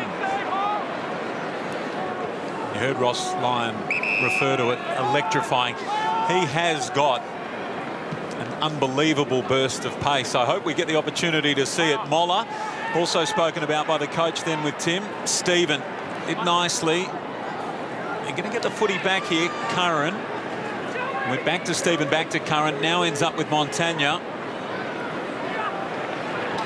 Now backwards for Gilbert. Dempster's kick. Montagna now through the middle of the ground. A bouncing ball low for Hickey. Geary's ball, not the best one for a big man. Pearce's handball into space. That's not ideal either. Over the footy now, Roberton. Back to Ross. Can go backwards again for Farron Ray. They're building slowly from the middle of the ground. The kick, again, not ideal. The big fist came, but, well, didn't get a lot of the football. That was interesting. Trying to fist with Sutcliffe, and he didn't get much of the ball, and as a result, out of bounds it went. So we're still waiting for Koschi to come on and play a role in his 200th game, wearing the vest, and he's just joined us. His warm-ups have been fairly lazy. It has been economical. A walk 15 metres to the left, Here he goes. 15 metres to the right. I think one thing you can be certain, it won't be Blake or Milne who will be subbed off. He looks exhausted from walking in. The way he said during the week that he felt he might just run out of gas. And not sure whether he's talking about the warm-ups or from the role he's going to play this afternoon. Milne, just a little deft touch received from Revolt. Milne runs inside. Can Milne add one? They'll go berserk if he can. He's just offline. In fact, it's out of bounds on the full. So I've heard so many times players over the years say warm-ups are overrated, and when it's your last game, I think you can genuinely say, look, to the fitness stuff, warm-ups are overrated. What you can guarantee is there'll be no warm down. It certainly won't be. So Fawkes with a free kick in the back pocket. He sends a long one in the Moller direction. Right there as well, Hanneth. And the ball's close to the line and will drift over it. And Tim, one thing we should say, these retiring stars, they've certainly brought out a pretty healthy St Kilda crowd today. There's no doubt about that. I reckon this is way above expectations for a Freo St Kilda game, and I think a lot of St Kilda fans have just taken the opportunity to say goodbye to some of their favourites. Ball inside 50, Sutcliffe, good tackle, it works free, comes out to Stephen, he got it from Milne, the centering ball. Silvani had cleared his head and Revolt. Schneider, though, waiting down, he hooks it around the body. Is that a mark? It's a very good mark if it is to Fawkes, low down. Great hands by Fawkes. Like a slips catch, well done, Ryan Crowley. That's not so good. I think I've mentioned to you guys before that his sweatbands have their own Twitter account, and they won't be happy with that move. What are the sort of things that discuss? Politics? A bit of everything, actually. It's they're smarter sweatbands than you think. They've got quite a grasp on a lot of things. Roberton gave it to Ray, to Ross, and now McAvoy in the middle of the ground. They work towards half-back, and Dempster. Good chase by Moller. That was well done by the young man. And again, Mzungu, he's been fearless today. He really has stood up. And he got just enough on it to knock the ball over the field of play. I was reading an article about Koschi during the week, and I was interested to read. He said, the best feeling I've ever had on a football field is when you know you're going to play in a grand final, those moments after the preliminary final win, when you know you're playing in a grand final. And surely they would have been overtaken with the grand final win, but it was not to be in 3 outings for Koschi and quite a lot of these Saints. So Pav, the Docker, with so many records next to his name. In fact, he almost holds the record for holding records. Matthew Pavlich, Crichton dropped it, went and got it again. Big tackle on the end, like Neil's underneath all of that. If Fremantle can salute and win a premiership under, or with Matthew Pavlich part of it, that'll be arguably one of the most celebrated flags of all time, I reckon. The Dockers have never been better positioned than 2013, have they, to go deep into September? Well, with the personnel that's coming back, looking at them over the year, they've been obviously had a fantastic year to finish in the top 4 and haven't really had their nominal best 22, but it looks like that might be unveiled next week against the Cats, so they're in a great position. Crichton to Barlow again. It's Pavlich who's the target, was stealing, and then Crozier, quick snap offline. In fact, sneaks through for one behind. The umpires talked and thought about giving it to the Saints with an out of bounds on the full, not to be. Del Santo will be the man that has to find a Saints jumper. So they had hoped to have Pearce back today. He was for just a moment, and Ibbotson as well. And along with McFarlane, it's probably those three that right now aren't in the mix that would strengthen them back to their top 22. They won't have Pearce, but Ibbotson and McFarlane remain a chance. So next week, Tom, against Geelong, they may well have the strongest team they have fielded this season. And that's what it's all about, Baz. Winning a premiership is qualifying for the top 4 as quickly as you can and then getting your best players on the park. And it looks like Fremantle, touch wood to this point in time, bar Clancy Pearce have timed their run perfectly. And another real key, we just saw him then, got the helmet on, but this is very valuable game time for Aaron Sandilands too. So a full game under his belt, and I doubt we'll see him sit down and enjoy the rest. He is one player that Coach Ross Lyon will want to get as much work into as possible. Here's Lee. He's been very busy, industrious. Over the top to Stephen. Ditto. The kick inside 50. Waiting for it, Milne. He had to wait a long time. Well done, Hickey. Followed up. Montañez kicked it out of bounds on the full. His momentum carried him that way, but they've been electrifying when they've gone inside 50. And you just get the feeling, don't you, that Stevie Milne is going to give us something to remember somewhere in this second half. Still yet to score a major in his final outing, McAvoy. Well, Crowley ripped it from his hands in the end, front spot Crowley, so he's rewarded. And last year's best and fairest just works the ball down the line. Pavlich and Gilbert. Gilbert used his body pretty well in the end. Just couldn't quite complete the mark, but does a good job of sending it over. And I guess, Tom, the one man that's been silent on the prospect of a Geelong visit next week is Ross Lyon. I mean, his mantra is anywhere, anytime, so you can't have that mantra and then be worried about where you might play your finals. And I think they feel as though they'll give it a big shake next week wherever they play, whoever they play. And I've got no doubt they will, and it's been a hallmark of Ross Lyon teams. And if you're going to win a premiership, you need to be able to win everywhere. Jones, Hayes, they're close to the boundary line. Well done by the young man in front, Crichton. He fisted away. Down to Lockie Neal. Pavlich with a couple to beat, and he beats them. That's a super mark for Matthew Pavlich. Possessionless first quarter, and that was not through lack of effort. Obviously not through lack of class. The ball wasn't down there, but since then he's been really good. That's a great, strong mark. He'll go back and kick this. Matthew Pavlich kicking for his 576th goal in AFL football. If he kicks this, he'll go past Simon Beasley and Simon Madden into outright 32nd place in the list of AFL goal scorers. Quite remarkable. And Buddy only a couple in front of him thanks to his couple last night. Pavlich, he goes back and he does kick it. And suddenly the lead less than 30 points. It's quite a list. Buddy Franklin, 31 on the all-time goals kicked with 578. And of the current day players, Pavlich, Milne and Revolt, they're all around that mark inside the top 40, and they're all currently playing, and Jonathan Brown as well. So in this game alone, Pavlich, Milne and Revolt from the top 40 goal kickers in the history, all-time history of AFL footy.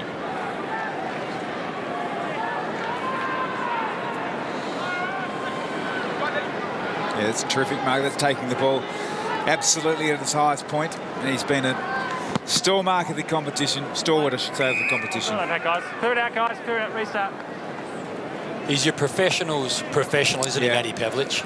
And I love his loyalty. I mean, he's had so many overtures to go back to South Australia, but he wanted to ride out the history of the Fremantle Footy Club, and he's been a massive part of this turnaround in culture and professionalism, and no one would begrudge Matthew Pavlich the ultimate success. No, he's picked up best and fairest and all Australian jumpers like he's been shopping in bulk at Coles, and the only thing that really has eluded him is that big moment in September. Geary quickly just works it forward. Sun in the eyes again. They go back with a flight. This time Revolt gets clobbered, and Silvani works on Revolt again. He got the handball away. Ledger quickly on the left boot. Milne again, dangerous territory at the fall of the ball.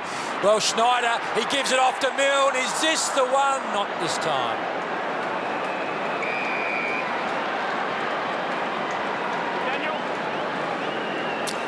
He looks lively though, Stephen Milne. I mean, he hasn't had his radar completely on target this afternoon, but he's moving his way around the ground very well. Pearce, dangerous kick. It's as though he picked out the only Saint in that contest, Farron Ray. It wasn't a good kick. It's coming, Tom. Don't worry, it's coming. Stevie's going to do something special. Yep. I can't imagine he's going to go goalless. Could he? No. Montagna marking just on the 50. It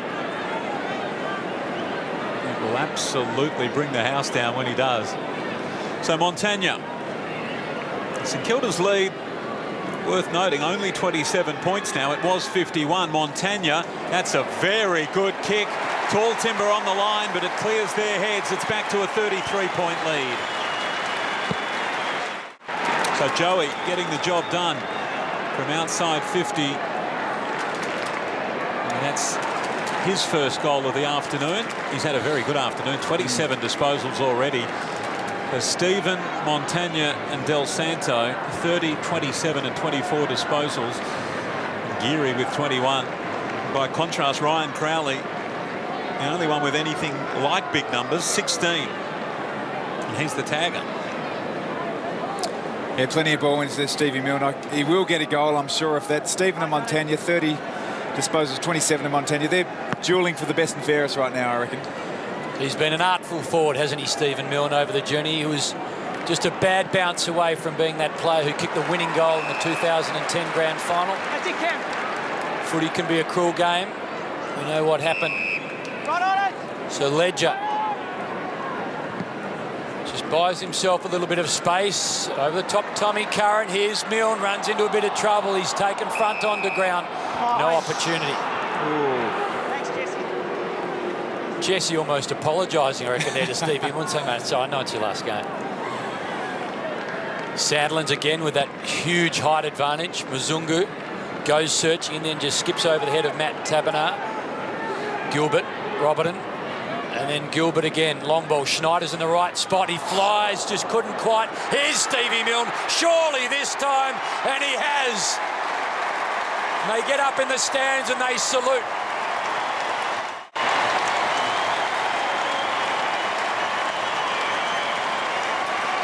And amongst all of that, I think Schneider's copped one in the nose. But Stevie Milne is embraced by his skipper.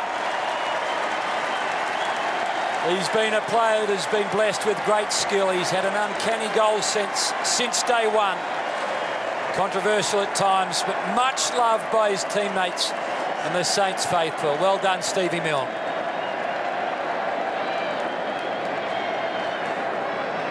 And that is vintage Stevie Milne, front and square. Most goals at the Docklands. And Tim, you were there at the start with Stevie Milne at St Kilda. Yes, and John Beveridge, it was an inspired choice of John Beveridge. Took him as a rookie after seeing him play for the Bombers in the reserve grade grand final, the VFL grand final as it was, and wasn't sure that first year whether or not he had everything you needed to have to be able to produce an AFL performance, but he has been a magnificent player, and you can just tell then by the appreciation shown by the St Kilda fans how much they've grown to love him over the years. It's going to be a big celebration, that's for sure, this final half of football. Montagna, Hickey, Revolt. Well done by Silvani. He's played well this afternoon. He's tried his hardest. Mellington, Pearce. Initially there, the ball knocked forward. Now that kick not so good. It comes out Forster's way. Goes to Simpson. Got out of the tackle. Back to Mellington. Pearce. Knocked over by his own man, Mellington, and now a free kick for Lenny Hayes. Quickly off to Ross, and the kick again inside 50. Silvani doing pretty well on Revolt, but it comes out the back. Kick forward, it's going to end up with Montagna. Handball over the top, that's a great tackle. Duffield very strong. He did very well on Curran, and mopping up to Neil was Muzungu. Now out wide, and Simpson, who's growing in confidence, starting to get a feel of the tempo of AFL footy. St Kilda by 39 points, the low flat one. In for Crowley. Now Neal. A tumbling mark by Forster on debut. Back to Lockie Neal. Wobbles one towards half forward. It's chopped off by Dempster. So Dempster, who played a premiership in his first year and almost made it 2 in 2. They work it through. Stephen de Revolt, as always, just continuing to run. This time he goes back to Stevie Milne, and he's going to get a crack at his second right now. That's a signature move, Stevie Milne. Leads up, runs his player under the ball, then doubles back ferociously. Very difficult to defend. Plenty of space here, Tom. The run around is on. Plenty of space. Just, you'd encourage it, wouldn't you? If you're from the boundary just in front, say, Stevie, just sell the pup, have a run around. Bring it One on, last time. Well, he does the more orthodox thing, and it's just offline. So Stevie Milne, a goal moments ago, 1-1 for the afternoon. Whoever picks up Stevie Milne's CV and reads it in the years to come will be impressed. Sutcliffe, Mzungu now bounds away from half-back. Look at him go. He's had a couple of bounces. Number 3, chasing hard Curran. He's had 4, went a long way. Well done, Curran. He never gave up the chase. That was fantastic, and Gilbert arrives, lending support back to Geary. Oh, they're inspired now, the Saints. The bounce of the ball, the only thing not barracking for them on that occasion. Crowley got involved. It's a hard ball to win. Barlow cleverly kept his feet there. The new rule in vogue and having an effect. Crowley got it from Crozier. Tough one to win, Lockie Neal. And now they've kept it alive, Sandilands. So through the middle. Sutcliffe started that off to Bohr, and now free kick Matthew Pavlich to kick for his second. Barlow plays on and hits the post.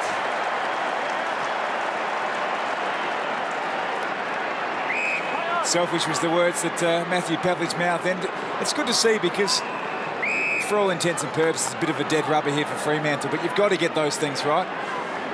Love the way Michael Barlow plays his footy, but I mean, that's not advantage really when you're in the pocket hemmed in like that.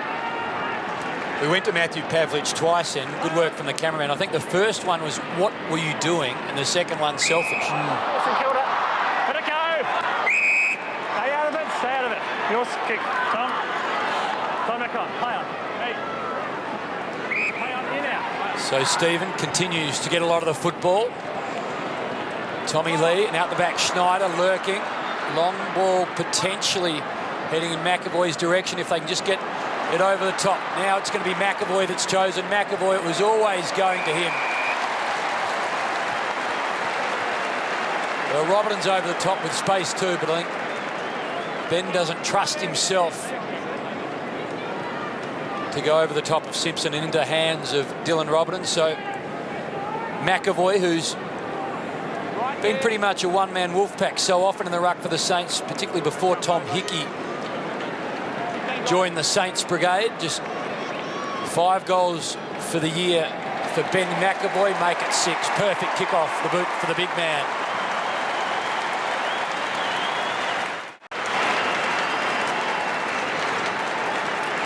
Well, Ben McAvoy's going to have some pretty talented players at his feet. Stephen obviously leading the charge with Armitage, but Curran coming through also. Jack Newnes not playing today. Some younger St Kilda midfielders to eventually fill the void of Hayes, Del Santo, Montagna. And he's a huge part of their future, Ben McAvoy.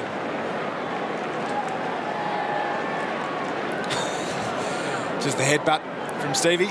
Liverpool kiss. Poor old Adam Schneider. He came off second best, but a fantastic moment for the Saints in Stevie Milne's last game. And there might be more of it to come. Stevens handball for Ledger. It was over his head, but he's not out of the contest yet. Fought hard to win that footy. Back to Stephen from Geary. Montagna just racking them up. Possession number 31, and Farron. Thanks, Matthew. Not Farron, rather Robertson's kick out now for Gilbert, and they're going to build again from half-back. Gilbert's kick into space. Not a good one that time. It was over Hickey's head, and the mark taken by Jesse Crichton, the lesser-known member of the AFL's Three Mulleteers. We know all about Ivan Murrich and Tex Walker. Hasn't played a lot of footy, Jesse Crichton, but gee, that haircut, he's going to get noticed. Dempster at the back of the pack. Farron Ray dancing around inside defensive 50. Chance here for Simpson to use his speed. He's given Geary a bit of a head start. The young man never really got going. And Geary looks upfield, the kick not spot on. Duffield working with Stephen, and he kept going. That was well done. Basil, if I can just butt in there, listen, prepare yourself for the big roar here. Koschi has taken off the vest. Oh, there he is. He's actually putting the vest back on again. He took it off, he threw it away. Now he's got to put it back on again, and he's going to wait now on the sidelines for somebody to come off to replace him, but it's imminent. Well, Dylan Robertson's in the hands of the trainers, and he's been walked to the bench, so Koschi had better get it off right now. Robertson won't be taking any further part. And here comes the vest again. It's off. It's a sideshow to the main show, but Koschi's got the vest off, and his warm-up continues in its own sort of odd way. He's just moving his hips from side to side and standing on the one spot. Meanwhile, Stevens gets legged by Silvani. Curran amongst it all. Silvani, Sandlands. And the Dockers again work it through the middle. McAvoy takes the diving mark as Koschi just does his total limbering. That's it. That's all he's done in the last 3 or 4 minutes. Just worked his jaw with his mouth guard. Meanwhile, another one of the retirees, Stevie Milne, has one of his final moments in the sun. Here's the warm-up.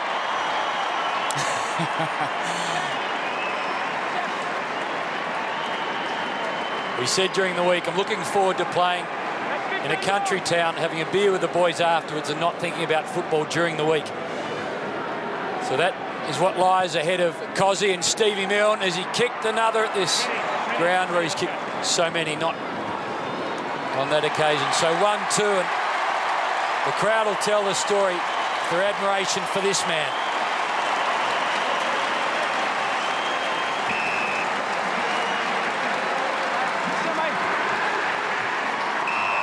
Just a really great moment. Fantastic to be here to soak it up for the Saints and for Justin Koschitzke. Game number 200. He's off through the middle of the ground. That warm-up's going to be tested very quickly here, in Lenny Hayes drifting forward. Just kick this. Well, look at Stevie all on his own. So Milne wanted the footy. Hayes goes long. Koschitzke! Not quite. Second attempt, and he's given away a free kick in his exuberance in the end. Oh, well, so close to what would have been the ideal start to a fairy tale finish, but not to be. Barlow from Mzungu. It was Crozier that he got high. Go through. To sum up Lenny Hayes, there were 2 better options at half forward, but he saw Koschi and went straight to Koschi. And, well, he is a player who has delighted and frustrated the football world, sometimes within minutes of each other, but he is a very popular man at St Kilda. In fact, I think across the AFL. Well, I think Lenny knew that he hasn't got too many efforts in him this afternoon, and he better make the most of it early while there's still a little bit of gas in the tank. And Blake, another of the retirees with Moller. Moller wins a free kick there. I mean, the movement of Koschi to get on the end of the Hayes kick, he knows his way around the football field, there's no doubt about it. He saw the turnover, pushed forward, and just couldn't quite pluck it down, but he'll get his second chance. Saints by 46 points here. That's a big flyer. You can give it to either Dempster at the back or Gilbert in front. Dempster paid the mark. Well, to borrow a line from Jared Waitley out of the Herald Sun today, Justin Koschitzke might need his teammates to cheer him onto the ground, so broken is his body. Farron Ray overrunning that one.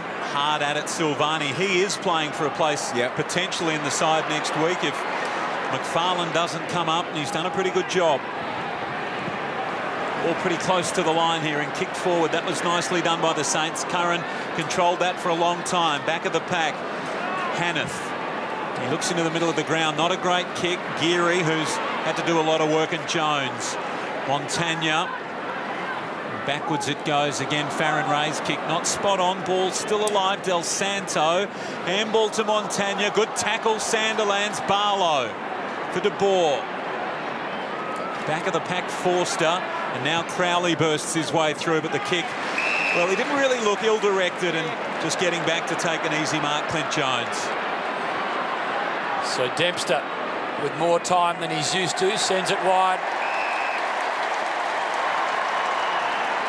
It's been a nice afternoon on that front, hasn't it? Every time the retirees have got the football, the fans that have watched them for so long have done exactly that. That's what footy's all about. You know, these players carry the hopes and dreams of the supporters through a career, and with the three players all on 200 or more games, it's been a St Kilda generation, and they deserve all the accolades they're getting. Well, 40 years of service between the three retirees, Jason Blake, Koschitzke and Stevie Milne. Del Santo's been actually quite quiet since half-time. He had 23 at half-time, 28 now. McAvoy, well, not quite, brought it to ground, did a good job, then to hands and knees. Somehow found a way to find Jack Stephen. He goes over the top. Who's on the end of it? Well, in the end, I thought Stevie Milne was lurking. It was Armitage out the back, and the Dockers through the middle. This time it's Matt Taberner who goes onto that left boot, kicked a goal early. In fact, kicked the third of that run of three for the Dockers. Now a bit of space. Sheridan misses his target, and Pav. Blake to Milne, to Armitage, and the Saints, they've got some time, and Revolt will be the chosen one again. He's not quite on the mark, and well, it was going to have to be taken. Stevie Milne has 30 minutes of football left in his AFL career. It has been a wonderful journey. He has been a great player for this side.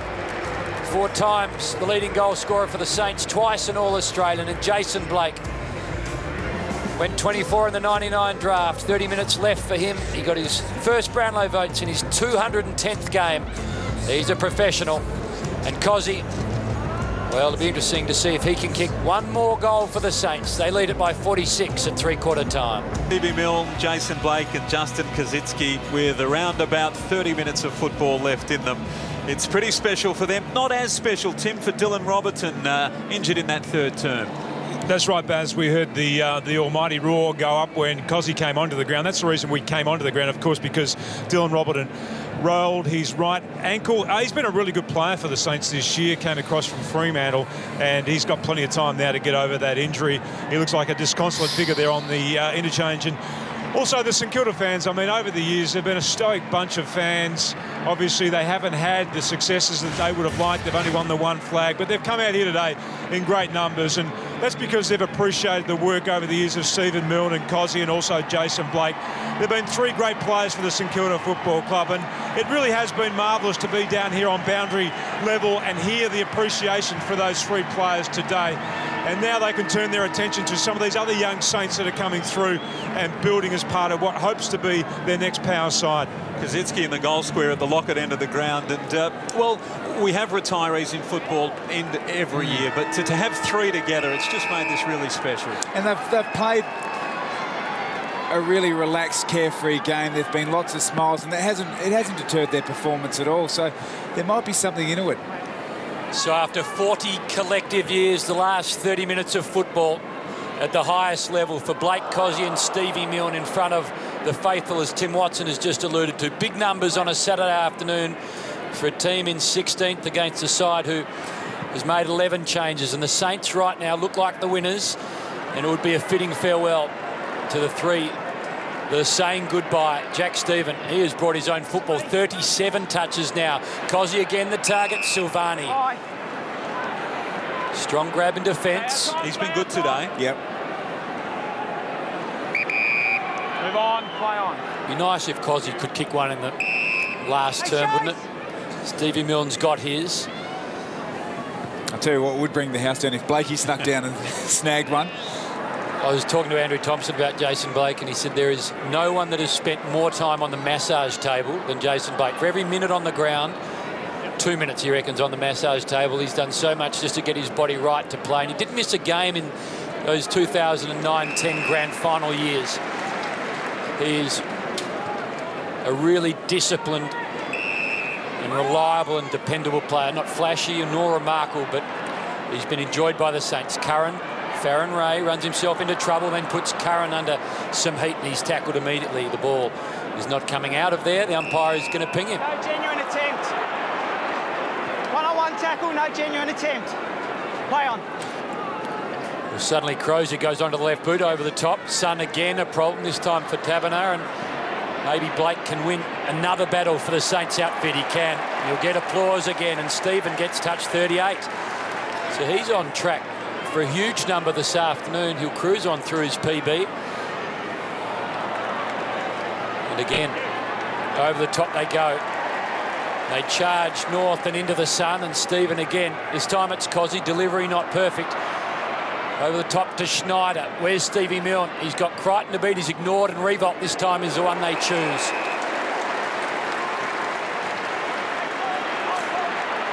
Look at Revolt. He's going to Cozzy now. Revolt finds Cozzy.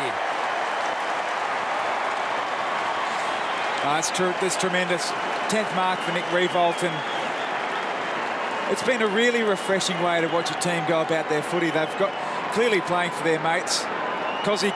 He's called him up. He's just seen the space there. He didn't even look at the goals, Nick Revolt. Cozzy was behind Nick Revolt when he took the mark, and he said, I can just cruise on down here. This will bring the house down. It won't. He'll get another go. It's like they're trying to win the Coleman for him. Yeah. Where's Cozzy? What's the game? Was it Fev 1 year looking for 100 goals? I think playing against Buddy, who kicked 100 as well. And they triple-teamed Fev. It's a long kick towards half-back for Freo. They're coming forward again, St Kilda. Ledger very close to the line. They might get it back here through McAvoy. Hayes and Ray involved. A long one down towards Lee, who's been terrific. Not quite second attempt. Well done by Crowley. Worked it across to Crichton. Back to Crowley. From the back pocket. Long one towards half-back. Moller, who's been impressive. Mellington got his handball away and taken by the young man Forster on debut. Kicks towards the middle of the ground. 19-19. Gilbert. They can set up again through Montagna. This is disposal 35, and Koschitzke the roar again.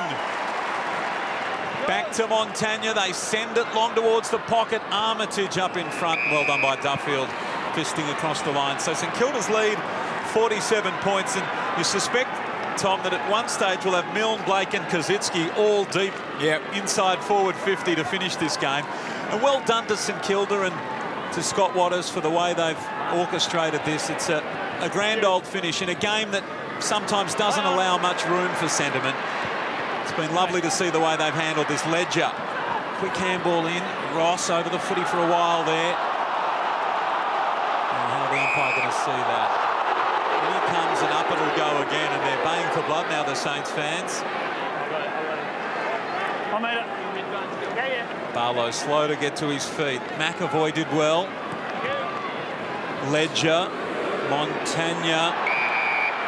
He has been good, Silvani, hasn't he, Baz? Yeah. No, he's been good, and as we said, playing for a place in this side next week against the Cats. Yeah, a lot will depend on Luke McFarlane. He struggled last year for opportunities, but with McFarlane out, who knows how the finals play out. So Gilbert, Dempster, over the top Farron Ray, or wider still, Montagna. So Jack Stephen has had 40 touches, Montagna now 39. So where's Cozzy? Cozzy's on the lead. Revolt tries to block for him. Cozzy's chosen. Cozzy's not found. Del Santo, clever. Revolt. Now Tommy Curran. Another goal for the Saints. It's been a nice afternoon for St Kilda.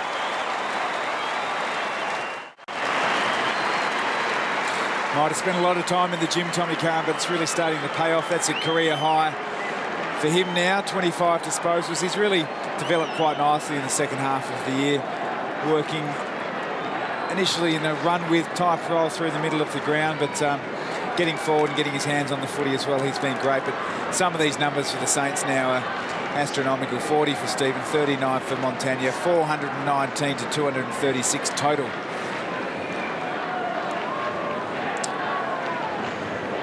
Yeah, right place, right time. Good finish. Career high. 25 disposals for Tom Curran. 10 different goal scorers now for the Saints. It's the first time this season that Fremantle have had 10 individuals in the opposition kick goals against them on the one afternoon. So those numbers tell a bit of the story.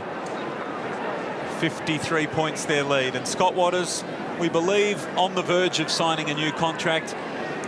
And, well, he'll carry a bit of momentum into the pre-season. There's still more to come. Stephen with possession number 41. He got it from Lenny, now Geary. A long kick down towards Lee, who did well, created the contest. Silvani, Pearce over the footy. Ross got his hands on it. Lockie Neal, Barlow. That was nicely done. Carrying the footy, Mellington, and then the long kick in the Blake direction, free kick. He's had a really good game, Jason Blake. Big flag. Play on. The way he's going, you're right, Tommy. Looks like he could go on for a little while yet. Not to be. Jones, Montagna. This is possession 40 for Montagna. So Stephen with 41 and 40 for Montagna. And the long kick towards McAvoy. Silvani down, slow to get up. Sandilands did well. Released the handball to Fawkes. That was pretty good footy. Mellington. And away again, they bound away. Sutcliffe through the middle of the ground, and that's a good kick. Finding Crozier. A bouncing ball for Pavlich. He's got some space in which to operate. He's only kicked one this afternoon, the skipper. Long one down towards full forward. Blake again, terrific fist away. Del Santo waiting down. And the handball is good for Dempster. Gets through a couple of tackles, Dempster. Chooses Ross.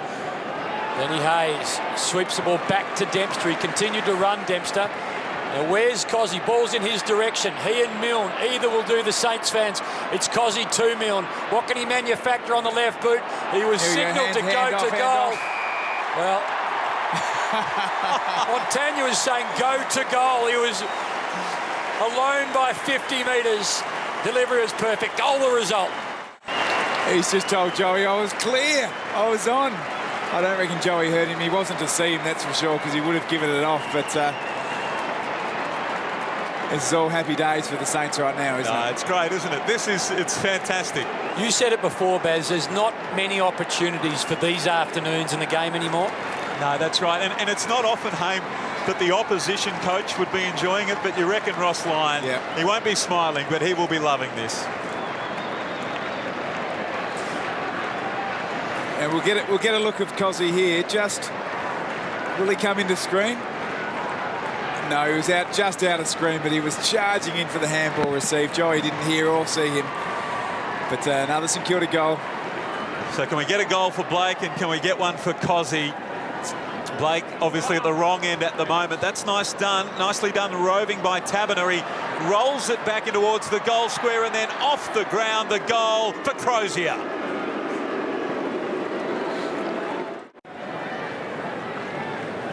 Is that a smile under there? I think it is. Yeah. So 3 men who had so much to do with get to the end of their football odyssey, and for 3 of his Dockers, their journey begins this afternoon. Hickey watches on as Schneider in game 200 feeds it out. Stephen gets another possession. Just cut off this time by Daniel Pearce onto the right boot. Doesn't often do it. Long ball. Where's Blake? He's there again because he's always where he's needed for the Saints. Must be an odd feeling for these guys now. They've got 12.5 minutes of football left. They've put on the Saints jumper for the last time. The cheering will be no more when they play football. No longer will they be alongside their teammates who they know so well. And after the final siren, for the final time, this time in victory, they'll sit bruised and battered and tell stories with their teammates for the last time. Blake again to Dempster. And to Montagna. Number 42 for Montagna, Revolt. Armitage, they work it around. They've pretty much had it as they've liked this afternoon. Stephen for 43 to Montagna again. Where's Cozzy? Milne, well, he's there too. Schneider in game 200. Excuse him for missing Cozzy. But he's put it wide, so still the crowd wants Cozzy to kick one final goal for their side. So Crichton played on, quickly found Lockie Neal. Neal's had it a long time now in the back pocket. He's called to go by the umpire, and the Saints just creeping up, making sure that they keep the ball at this end of the ground. Sutcliffe. Game number 20 for the season, and Sutcliffe at this stage, I would say, in the side for next week. Silvani, we mentioned, battling for a spot. Cozzy, everything he does cheered That time a defensive spoil to knock the ball over the line. Silvani, that we mentioned, not out of it. Johnson rested this week, and Zach Dawson also. You would think both of them, Tom, in front of Silvani, but he's in the picture, that's for sure. Crowley knocked down to Sheridan. Sheridan runs from the wing. The kick not great, and marked by Clint Jones, who wants to move it quickly. Inboard is looking. Blake again, another huge cheer. Farron Ray, now Dempster. So they've moved it broadcast side, Revolt the lead. Just got under that footy a little. Now Milne with a chance to do something special. His opposite, number 44, Crichton, at the back, mops up. Kick, well, gee, it was barely 15. And Lachie Neale, almost sensing that it wasn't, went to play on. Fisted forward by Blake. The cheers continue. Hard footy to be won there on half forward for St Kilda. Just going back to that kick to Revolt, he's kicked 50 goals this year, and it's fair to say a lot of times this year he would have been expecting better service. Too often it's been pretty ordinary for Nick Revolt. Like going to the dentist and having to do your own root canal work. Sometimes you expect more, and he's just the ultimate athlete again. He's just buckled over. A great year, certainly been the All-Australian top 40 and a fair chance to be the All-Australian centre-half forward. I think he's just been terrific. Ross Milne squeezed the tick. The kick goes to Jones. Koschitzke, yes!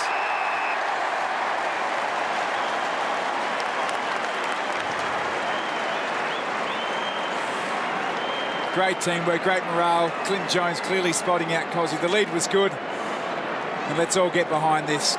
Good luck.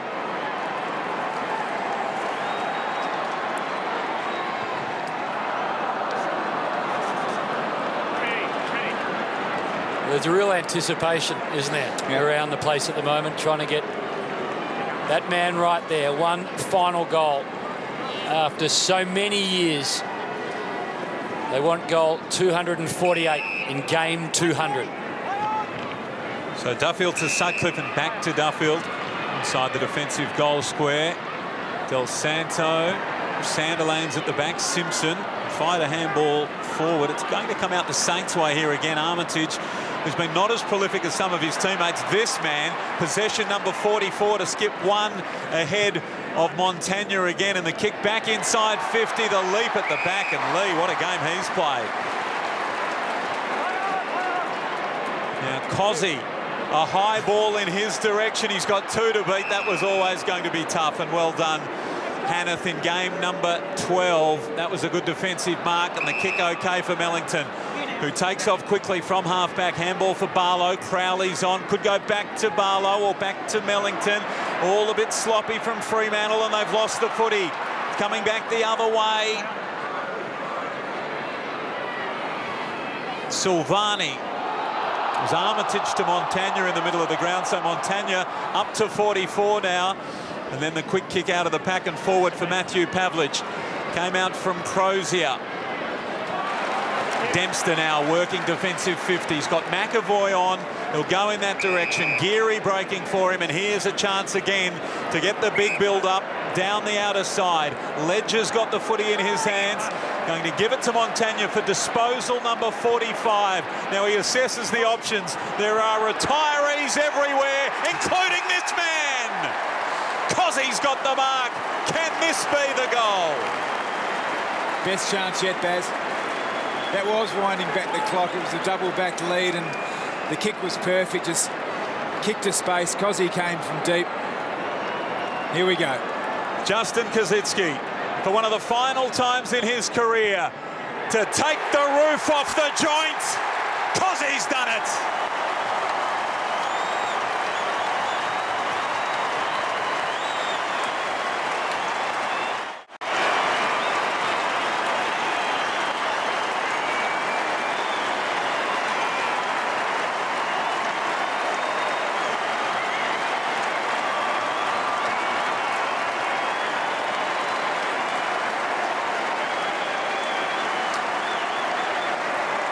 Fitting the ball came in from Joey. Beautiful kick, really. Knew exactly where Koschitzke wanted to go. He came from... That's winding back the clock. A good contested mark. Kick truly, and there's everyone, regardless of who you support, can't help but feel good about that. Who said there was no romance left in football? One of the great moments of 2013.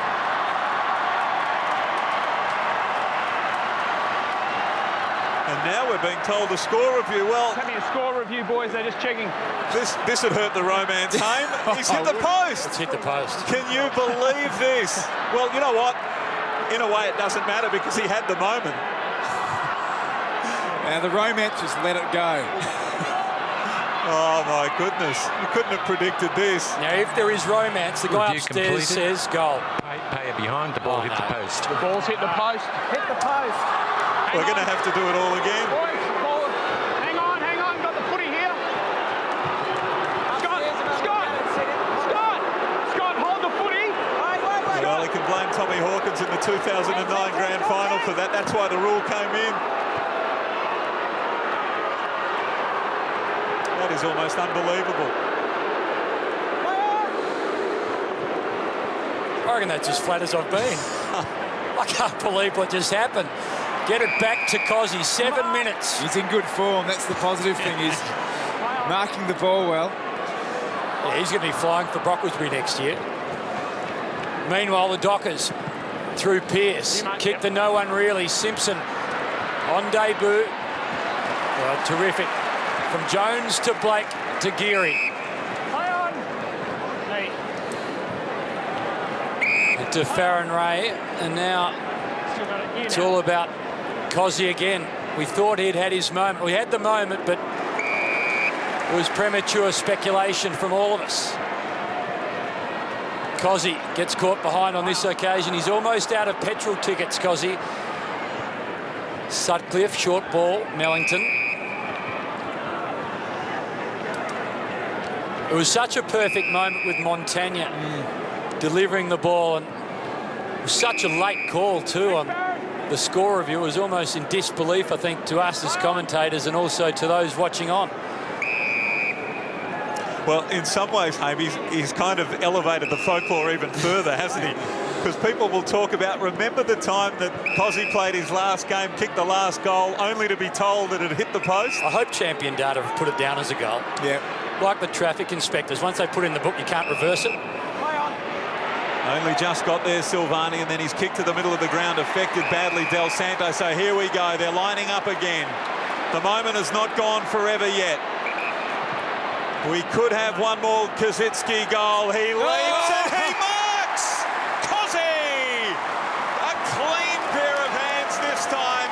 One take, maybe even better than the one before. I'll tell you what, have a look at Nick Del Santo. He had the ball in the middle of the ground. He looked nowhere other than at Justin Koschitzke, and he just put it up to space. And I'll tell you, he's in good form, Koschi.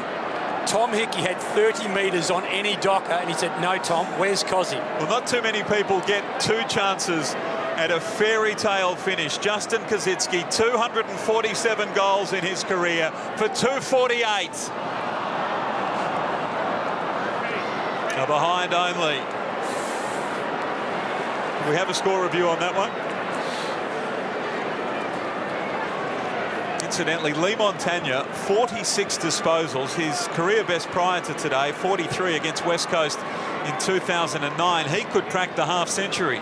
With Koschi before, it was like he'd served the ace to win Wimbledon, and then he'd shaken hands and the umpire said foot fault. Here we go again. Farron Ray, he'll know what to do. He'll go searching for Koschi. He's not to be seen at the moment. Well, that'll do, Stephen Milne. In the absence of Koschi, but what may happen here is Koschi just lurks behind Stevie Milne.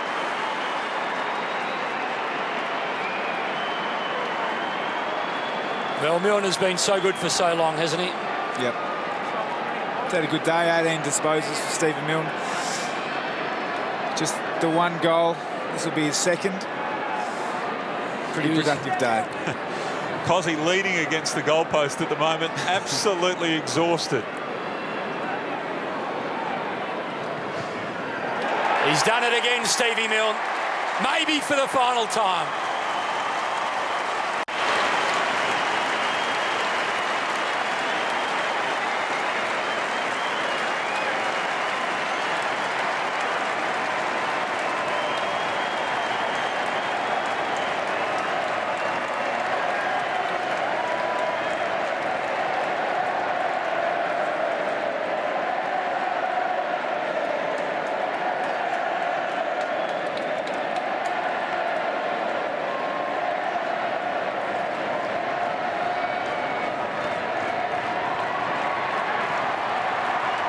2 goals too this afternoon for Stevie Milne.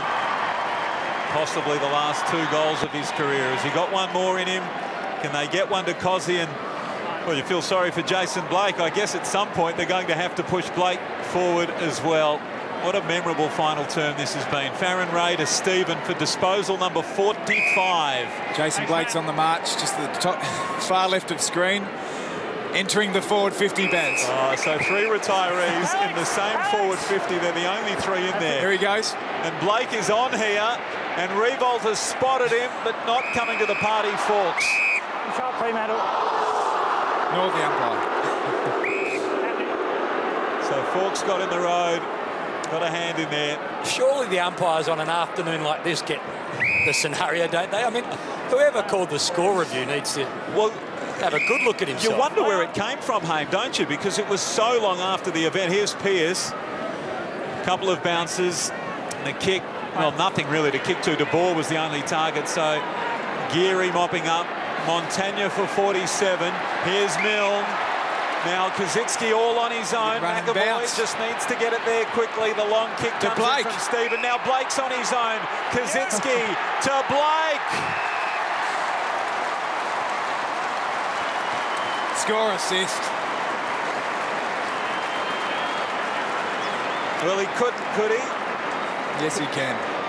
Could he kick a goal in his final game of football? Hasn't kicked one this season. This is just his 7th match. Only 37 in his 219-game career. Jason Blake, the man that waited so long for his first Brownlow medal votes, for a super special ending to his career. How good is this?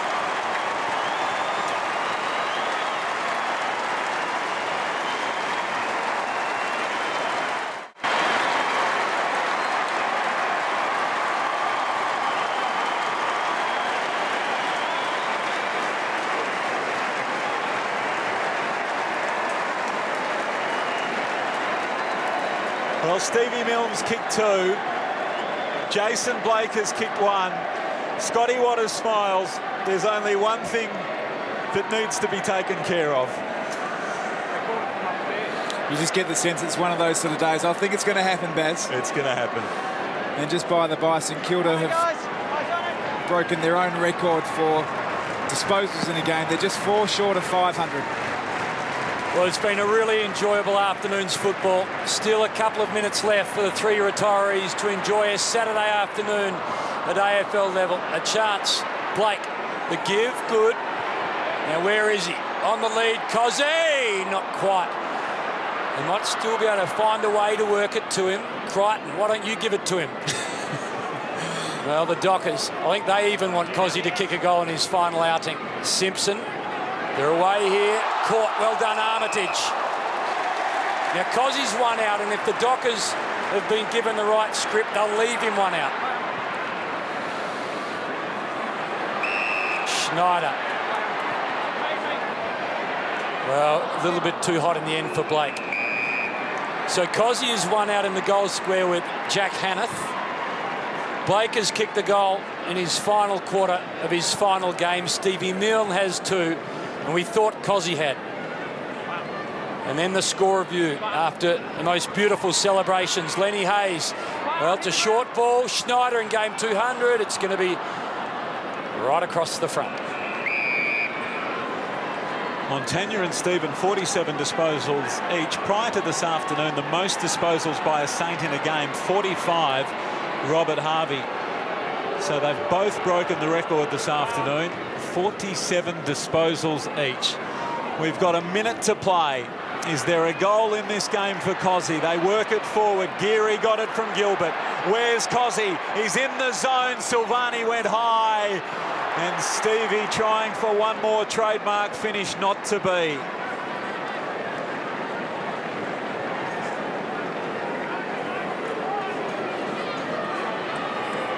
.21 disposals to Stevie Milne, 20 to Jason Blake. They've both had great days.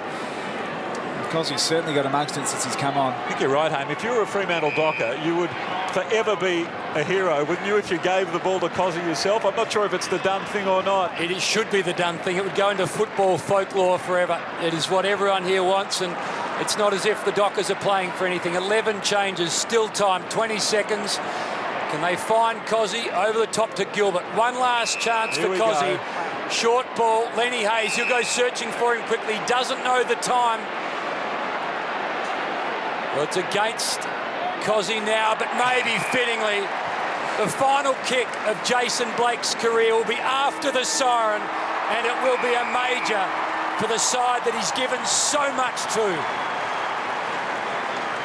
He couldn't cramp up and Koschi be just by him. Feign an injury. He should go and stand alongside him and then feign an injury and say, I've got to go off. Well, this would be to script. Tough and disciplined and loyal and admired, dependable and reliable and committed.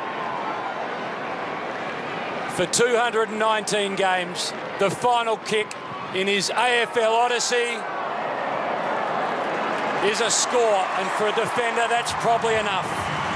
So for the Saints there'll be no invitation to the final as the season comes to a close, and for the Dockers their season, it's just beginning.